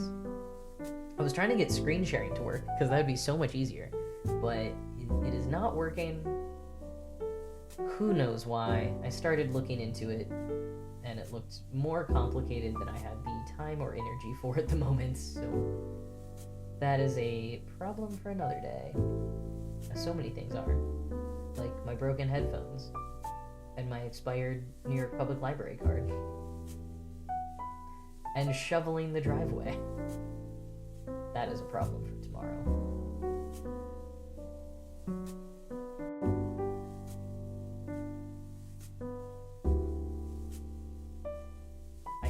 Just barely hear the music.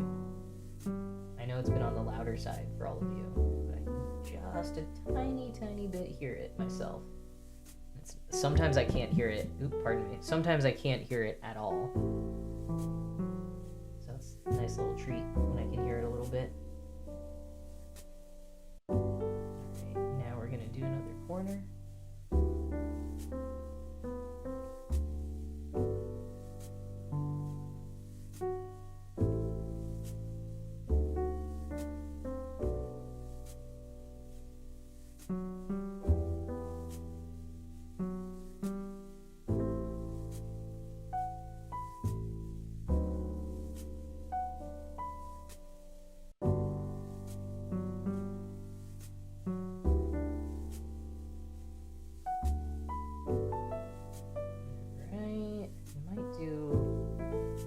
Bit more like securing this corner if I can while we're down here.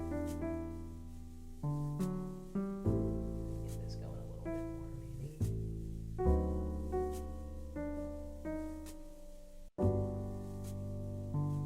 That'll help a little bit. And then do the thing. Just kind of crawl up the needle under the stitches. Nice. Okay. And now we can start again here. Great. Cool. Oh, I was about to say one side left. There's two sides left. That's okay.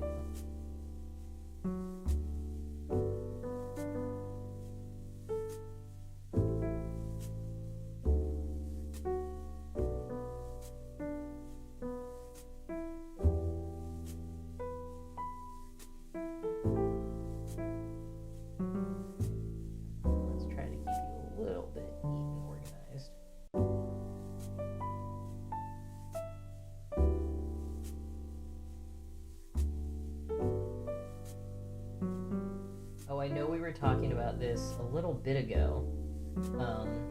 By this, I mean Percy Jackson. Started watching season 2 finally last night. A bit behind. But it was good. I like it so far. I do not remember this book at all.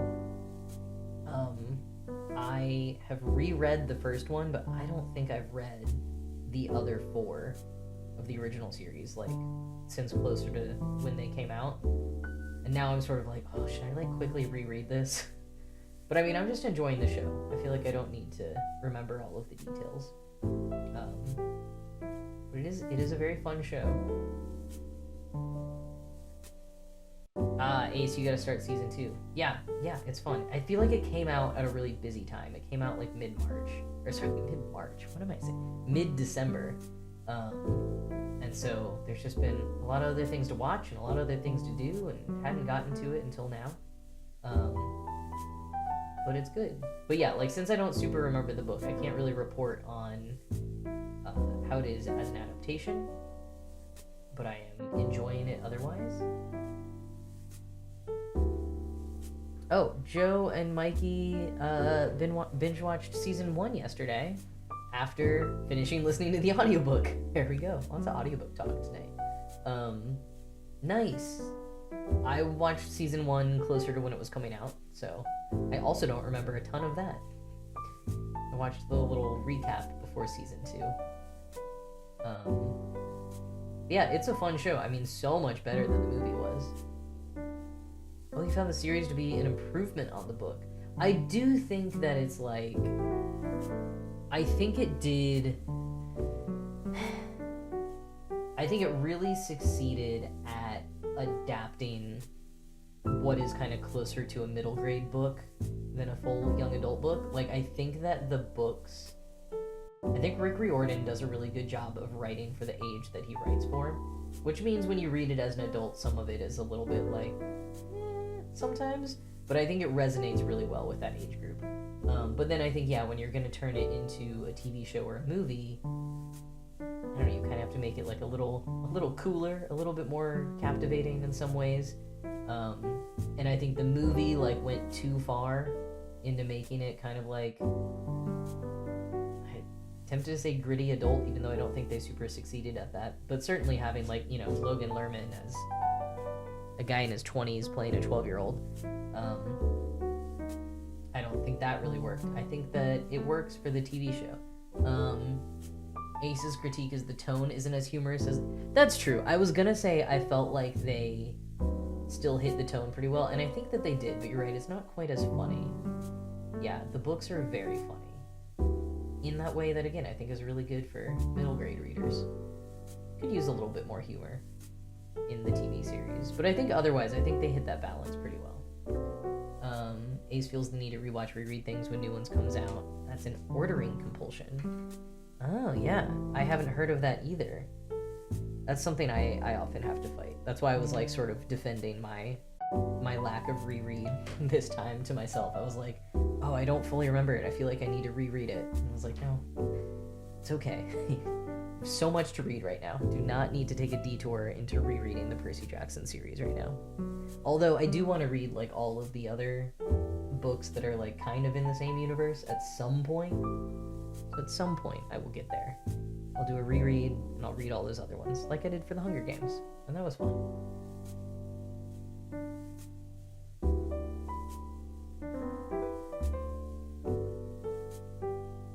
Yeah, no shade to Rick Riordan's, like, that's what I mean of sort of being, like, of making the distinction that, like, yeah, I think it's for the audience.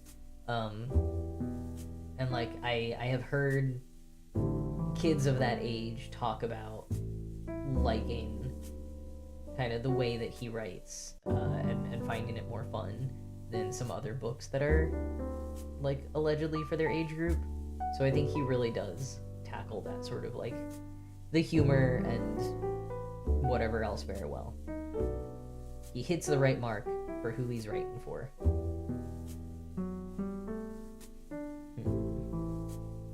Okay. Uncle Rick worked on the show too. That's right. I think that always helps so much when you've got an author who also works on the show and is able to contribute in that way. And he's just such a great guy from everything that I hear. Sounds like such a good guy. Sarah read them for the first time in her 30s and really liked them. I guess I was only like, I might have actually been 19 when I read them. I thought I was so much older. But no, I read them right before the movie was coming out, so I guess I was 19. Still not the target age, but young enough. I felt like I was too adult for them when I was reading them.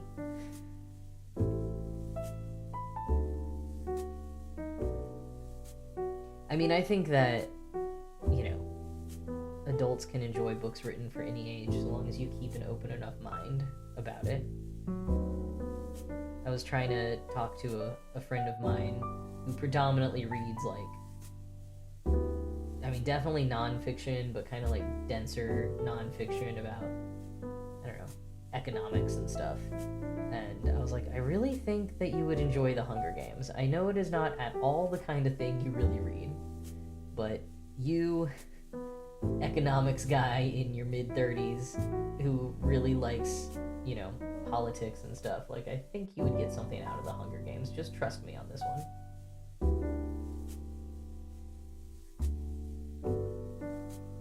Sarah says, I do read middle grade sometimes, just don't like ones where it feels like the author's talking down to younger readers or dumbing stuff down for them.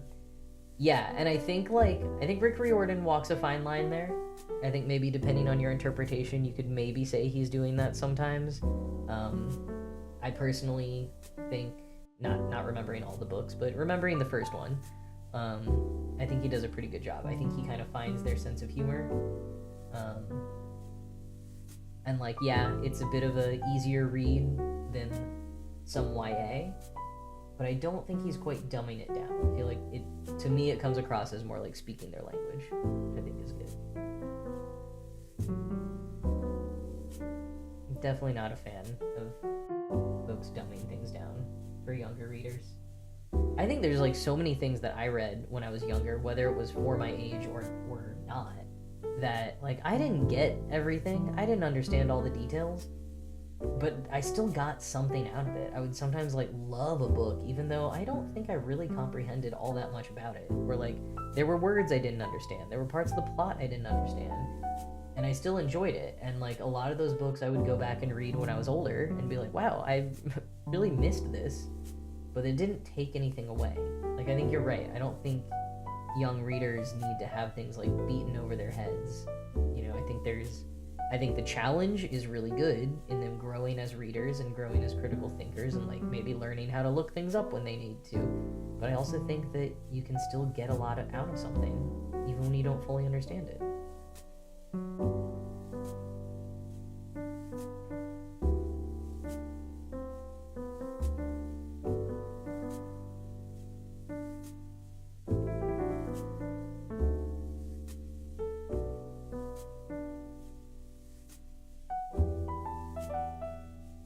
Tom says, I read the novelization of Return of the Jedi over 100 times when I was 11 or 12, and I had a folded piece of paper in the book where I wrote down all the words I didn't understand and their definitions. Aw, that's great.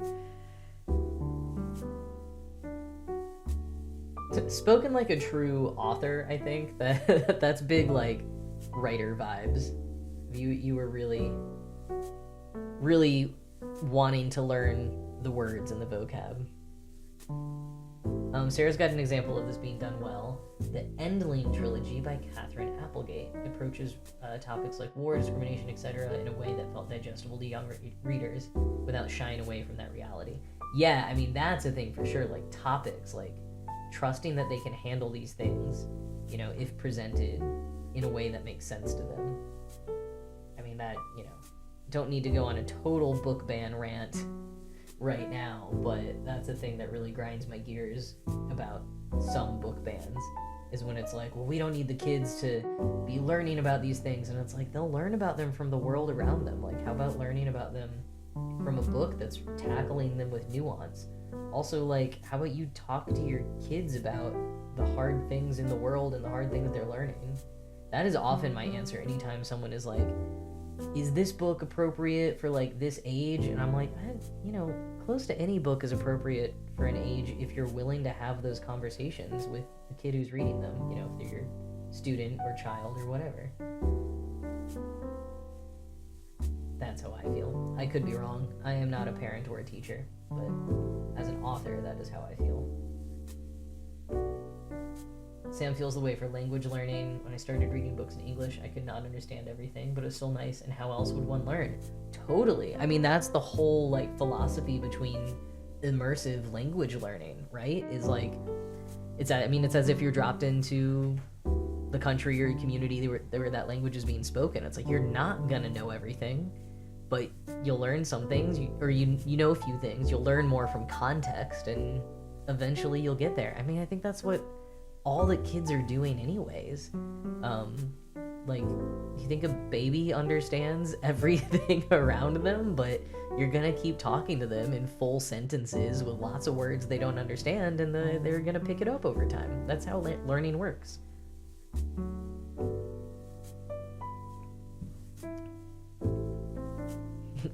I mean, babies kind of do understand everything, I guess. They understand a lot more than they are sometimes given credit for. That is for sure. Okay, I'm just finishing up this piece of floss, because I successfully did all of the edges on this nest. And now I have so much extra floss, and I'm not exactly sure how I'm going to use it. Maybe on the next nest. That's a smart thing I should do. Nice. Here we go. All of the edges are done. Nice. Dark Winnie, welcome to the chat, by the way. Says, even now that I am reading academic sources, I still have to search up words and language just like when I was younger. Oh, totally.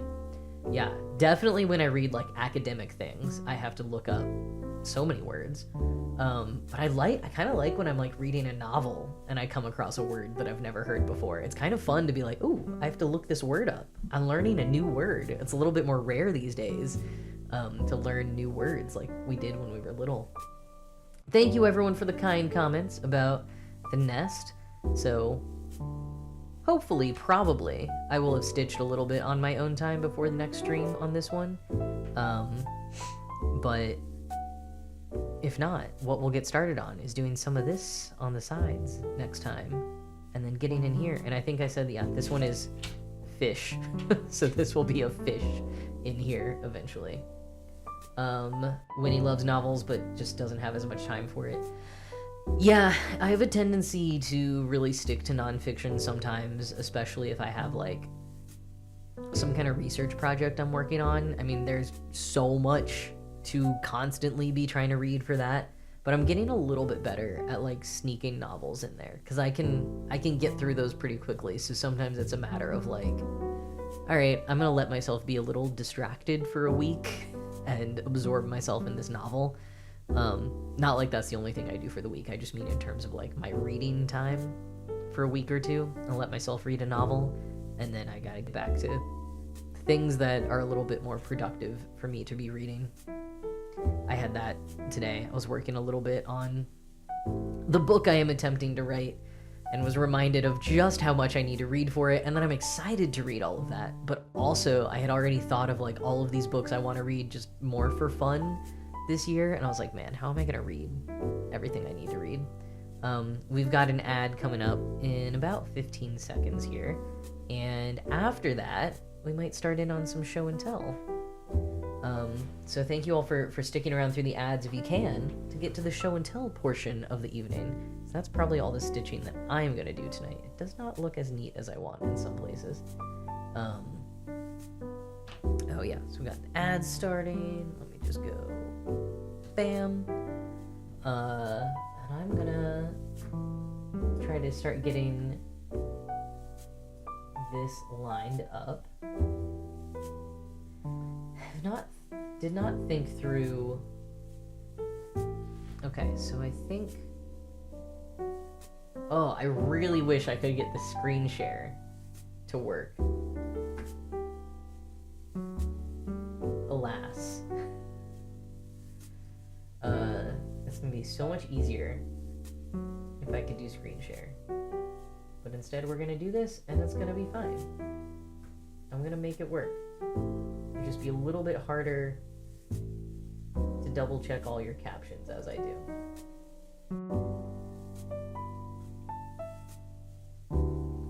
Joe, thanks for the support on that. Problem areas will go away when it fills in. That might not quite, but some of the places that are a little bit more like skipped, yes, for sure. Am I doing this correctly? We will find out. Okay, these aren't totally going to be in order, but I think it's gonna be okay.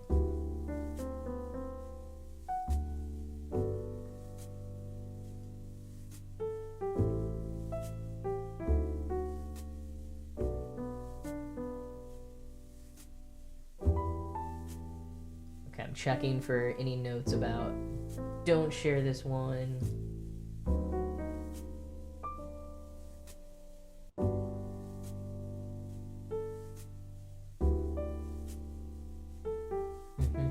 Okay.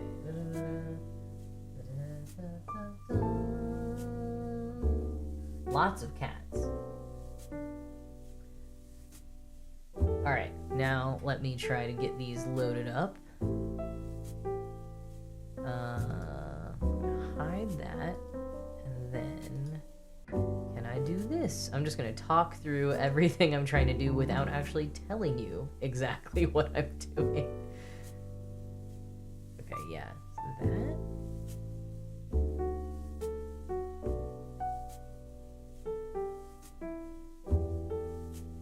1, 2, 3, 4, 5, 6, 7, 8. 1, 2, 3, 4, 5, 6, 7, 8. I did it. Cool. Okay. When folks from the ads come back, we'll see how this works. Welcome back from the ads, everyone. It's time for show and tell. So I've just loaded up the folks who submitted things a little bit ago, and we will maybe we'll do this again. We'll see how this works. So I just try to load these up into OBS. Let's see. Hey, there we go. But let's get rid of that. That'll be a little bit better. Let me get rid of that. Hey, nice black screen. Okay, so this is I think this is Joe's. This is the cats. Okay, I see now how that takes a lot longer. I also was imagining that they were all the same cat, like just the same image repeated. I don't know why I was thinking about that. But this is very fun that they're kind of all doing different things. I'm gonna be excited to see this grow. And then is the next one also yours? Yes, okay. So, oh, you did get far on the 14 count. So on the left is the 14 count Ada, and on the right is the 18 count. So folks who are newer to cross-stitching or who are not cross-stitchers, this is a great example. Thank you for the teaching example, Joe, of showing how the different types of counts of Ada cloth, not Ada clock, Ada cloth, can impact it. So the higher the stitch count, so like 18 count, means that there are 18 stitches per inch, versus 14 count, there are 14 stitches per inch. Therefore, the higher the number of Ada count, the smaller your pattern is going to look. And so I think Joe had said that the way it was looking on the 14 count was not great. Was not the way that Joe wanted it to look, rather. And so doing it a little bit smaller, and I think it looks really good on the 18 count. And yes, thank you. It is Box and Fox on Etsy, and you did put that in the caption. I just forgot to say it, but if anyone is into the pattern, you can check out Box and Fox on Etsy to find it. Thanks, Joe. Good luck. I'm excited to see what more cats are doing with bags and boxes. Okay, this one's from Tom. It's a pattern by Sweet Stitchy Studio. Hanging up on your bathroom wall. That's good. A good place for it. This looks like it could go on Joe's. I actually was a little confused when I saw them all come up. I thought that it was another part of Joe's pattern. It's like you could combine this. It's very similar cats. I guess the tails on this one are a little bit shorter. But yeah, seriously, you could combine forces. But it looks great. The like waves on the toilet paper, like that effect came out really well. Same genre for sure. I like that there's the tiniest pop of color on the inside of the toilet paper tube. That's very fun. Okay, next we've got, oh, this is also from Tom's. This is what you've been working on tonight, right? Is it done now? You say it's in progress. This is a pattern by Cross Stitch with Art, but this is the goose that's causing problems. It looks like it could be completed. What more is gonna go on with the goose? I'm curious. Oh, I see now you're filling it in a little bit. Doing the white, you know how I feel about white on white. I just wouldn't do it, but now I see it. And it does look different. You got a little bit of like almost iridescence there. Is that on purpose, or is that just like how it's showing up in the lighting?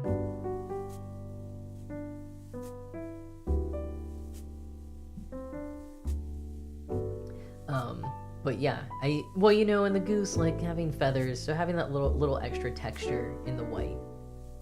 Okay, you want it all to be the same texture, and it's a nice silvery white. Yeah, that is the one reason that I'll do white on white or black on black sometimes, is if it really changes the texture. And yeah, I think especially doing a goose, you know, it's gotta have that little extra kind of texture and almost shading to it. Well, good luck with all of your white on white. You got a lot of that to go. So you use some good lighting, take eye breaks. You'll need it. So this one is from Ace. It's Pokemon's 30th anniversary. This is what Ace says. I'm just gonna read it. So I'm doing a project where I'm drawing myself as a trainer of each type of Pokemon. Oh, wow. As you can see, I'm almost done with the first one, which is my normal type team. I'm a little unfamiliar with Pokemon. This says, if you're unfamiliar with Pokemon, earlier artwork of the series had this watercolor style to it that I wanted to replicate. Well, the watercolor style looks awesome. I'm a big fan of watercolors. And that's so fun that you're doing it with each type of Pokemon. I imagine that will take quite a while. But that is, wow. This is great. I know you've mentioned drawing on stream a few times. This is like really impressive. And just very, like, personable. I feel like a lot of personality is coming out in each of the Pokemon and you as the trainer. 17. Okay. Wow. Oh, I just noticed he or you are carrying the little Pokeball. Oh, that's fun. The colors kind of really go together well, too. Which, you know, mostly a Pokemon thing. But you got the tie and the details on the shoes all popping together. What is the Pokemon that you're holding? It looks very familiar. I played Pokemon Go, so I got a little bit more into knowing which Pokemon are which back in the day. But the one that you're holding is a very, very cute Pokemon. Eevee. I was gonna say Raichu, and I knew that was wrong. Eevee. Okay.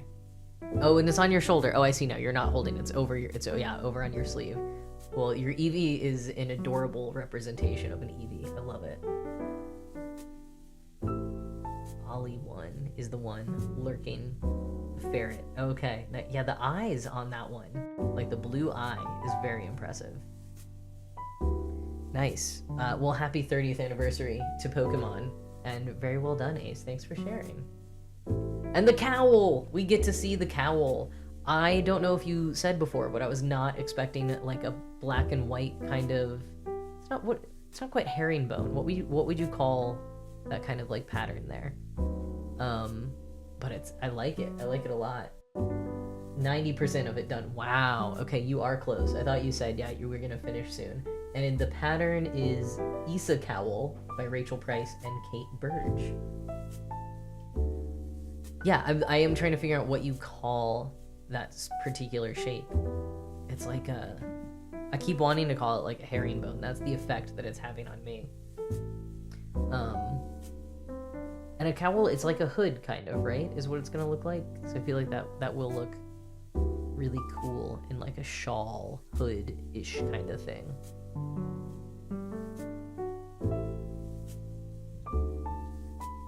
Mosaic pattern, almost like a basket weave. Okay. Cool, I didn't know if there was a more specific word to it. But I guess not exactly. But yeah, it's very, very cool, and well done on being 90% of the way there. Sounds like maybe tonight or tomorrow you might get all the way there, except for finishing, which sometimes is the most annoying part of any project. No hood, similar to a scarf. Okay, cool. Oh, nice. That looks like it'll be nice and warm. Good thing you're finishing it before winter is really over. You can stay warm during this cold snap. The graduation caps. Oh, nice. Okay, great. So this is what Sarah Cat's been working on. It is a pattern by Bella Rose Craft on Etsy. Oh, that's right. And you're going to have confetti on them. Yeah, so for folks who haven't heard about the graduation caps, these are for Sarah's sister's graduating kindergarten class, and they each got to pick out their favorite color. They don't know. It was a surreptitious way of finding out their favorite colors, but Sarah is stitching their favorite colors for each one of them. It's only 10 kids, so it's not going to be too huge of a deal, but that's a very fun project. Oh, it's so fun to like finally get to see some of these ones, like the cowl and this one that you've all been talking about for a long time. I'm like, oh, this is what it actually looks like. Okay, this is super fun. Thank you for sharing these ones, Sarah. Good luck with your 7 more. Okay, so this is from Joe, and I did see it says it's okay to not worry about spoilers because this one is a gift. Oh, and I remember you telling us about this. So this is for sister and brother-in-law's anniversary. Joe was the officiant. Sister walked down to the aisle to Epic 3 from Hadestown. So this is a pattern that Joe designed based on the Hadestown logo. So impressive that you designed this with all the shading and everything. Things that I've designed have been so basic. I do not get to the level of having like the shading on this yet. So that is really cool what you did with the hand and the flower. Really, really incredible. And you're gonna give it to them in May. That's so cool. Yeah, amazing musical as well. I'm just checking out the chat a little bit. Yeah, Tom, I'm same. I'm like MS Paint level for designing it. This is absolutely art. Joe says, Mikey and I gotta pick out the colors ourselves. Or... Oh, yeah. Oh, yeah, nice. They danced. I only saw Hadestown once, and I gotta say, I did not retain a ton of it, but I remember thoroughly enjoying myself in the moment. Oh, yeah, great question, Sarah. Joe, did you design the font, or did you get it from somewhere? Sarah specifically asked about the numbers, which do look very cool. I'm curious about all of it, because that's another thing when I have designed my own stuff. if I want a more complicated font, sometimes I have to like get a font from somewhere else. Oh, Ace, you saw Hadestown on tour. Nice. Yeah, it's so good. Ooh, okay, cool. Joe's gonna give us a link to the font. Lord Libidin. That is where I have also gotten my fonts. If anyone is not familiar, strong recommend of Lord Libidin. Not sure if that's how you say it.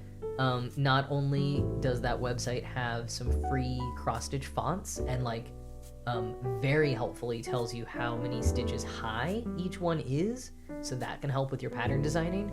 But Lord Libidin also has like a bunch of other resources across the website. That is where I found a whole breakdown of like what elements of cross-stitch supplies are recyclable and what are not, or like suggestions of ways you can use them, and just sort of a breakdown of like what materials each one is made out of. Like these little, oops, oh no, now I pulled it off, that's not helpful. These little bits on DMC floss are apparently like completely plastic, which means in some jurisdictions makes them recyclable. And then like different kinds of floss can be helpful for fire starters if you want to recycle them in that way, but then some of them have like other elements to them in the, I keep wanting to say ingredients, that's not the word, but just sort of like whatever they're made out of that make them not as good for fire starters, or like there's some that you can recycle, but whatever. I don't remember all the details. Look it up on Lord Libidin. Lots of good resources on there. That's the main point. Whoa. Ace has listened to Broadway, Off-Broadway, and concept album of Hadestown all in. You know, Hadestown seems to be one that really gets people. Once you get in, you are in that. I have some friends who have seen Hadestown on Broadway up into the 70s number of times, like 75 times. I am not exaggerating. That is like actually how many times they have gone to see it. I do not quite understand. I especially do not understand where they get the money to do that.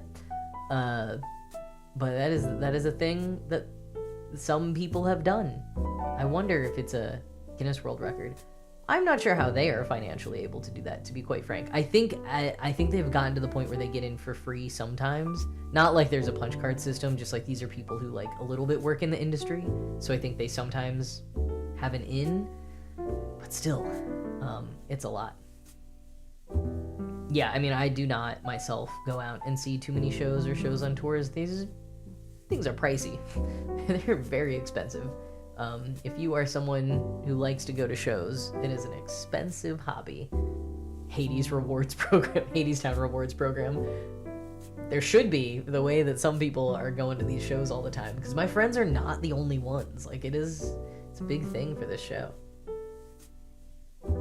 Okay, well, I think that, let me double check. I think that was all of them. Yeah, okay, we're back to the beginning now. Thank you all so much for sharing your projects with me. And I'm so glad that I finally got that set up, because it's been so fun every stream to like hear what people are working on, and to hear about the progress that you make throughout the stream. I'm so excited to finally get to like get an eye on some of these. So I will definitely share that link like every time. Undecided if I'm going to do a show and tell like this every single stream. Definitely regularly though. So yeah, that was very fun. Thank you all for doing it, and it seemed to work pretty seamlessly. I think if we get a lot of people putting them in, the way I did it this time, where I had to individually download each one, won't quite be as feasible. So I'll continue to try to get that screen share working. Oh, I'm glad that it was a motivation to keep making progress. I mean, yeah, I want to see the next cat now, Joe. Like, I see what's going on in that pattern. I want to see the next cat. They're all in different activities. I want to see what the next one is. Oh yeah, we need motivation in any way we can get it. So yeah, Ace saying as someone with ADHD, you like that motivation to keep going. Yeah, this is why we were talking about the punch cards, and Rogan had the library stamps. We got to get those little boosts of serotonin however we can these days. I am going to start wrapping up soon, so I'm just going to start looking at who we might raid. We can also be brainstorming a raid message. Let's see here. Got a good number of interesting folks online tonight.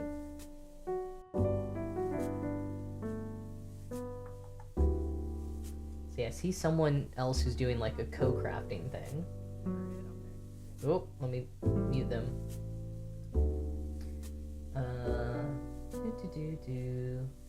Oh man, I have never seen this streamer before, but they're doing like a co-crafting, co-working night, and their about me just says, "I'm a Halloween and fall enthusiast."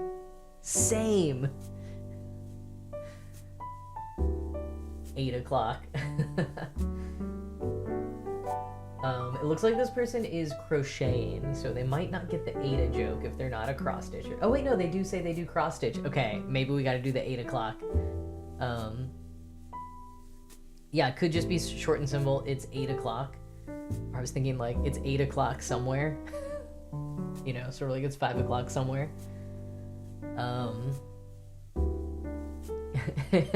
Sarah, I don't know if you just said that before I did. Yeah, Jinx, nice. Okay, it's 8 o'clock somewhere. I feel like that's like not, it's not exactly a greeting, but I'm into it. I think that's what our raid message should be. I'm just checking. I always like to see if someone like actively says like LGBTQ plus friendly or like clearly identifies as queer or trans, just to make sure it's like a safe space. And I'm not seeing that overtly anywhere from this person, but I'm getting the right vibes. You know what I mean? Isn't it 8 o'clock where I am, though? Well, it is 8:25. I would say it is up to interpretation, whether it is still 8 o'clock or not when it is 8, you know, is 8 o'clock only when it is 8:00? I don't know. I think that's the thing we can decide. Oh, here, you know what? It does look like this streamer has the pronouns extension turned on, so I'm gonna say they're all right. They got the horseshoe, metaphorically. Okay, in case any of you know them, this is Crafty Cat EVP. We're gonna meet them and see if Crafty Cat EVP is a good person. We should be gay right out the gate and the vibes are off, leave. Or stay and annoy them, I'm good either way. Yeah, I think that's right, Ace. Okay, Allison says, hope you're not too cross-stitch that we're raiding them. That's, okay, we need to remember some pun on that for a future raid message. I think 8 o'clock is the right vibes for tonight, but some pun on like, hope you're not too cross that we're cross-stitch that we're raiding you. That's good for the future. We need a master list of stitching puns. Oh, it would be an infinite list. It would be so long. Such a long list. All right, let me get my head in order. What we're doing. Ace, like the goose, I like to cause problems on purpose. Yeah, I've gotten a sense of your rebellious and mischievous streak. I'm into it. All right, so we're gonna raid Crafty Cat EVP. Oh, they got the cat cam on now. Cats and crocheting. Should be good. I'm probably gonna mostly raid and run, but I'll stick around for a few minutes to say hello and see what's up. But thank you all so much for being here tonight. Thank you to Tom and Rogan for the resubs. Thank you to the folks who followed. And thank you all for sharing what you were working on. That was so much fun. It was great to see those. Yeah, thank you all so much. Thank you for continuing to be here, or if it was your first time, welcome in. Whether you crafted or not, I hope that you had a good night. Alright, I'm gonna start loading up the raid, getting us ready to go here. Okay, and we were gonna say it's 8 o'clock somewhere. Okay, it's 8 o'clock somewhere. I'll see you all in the raid once the countdown happens. We got 10 seconds to say goodnight to you all. I'll see you there. Goodbye.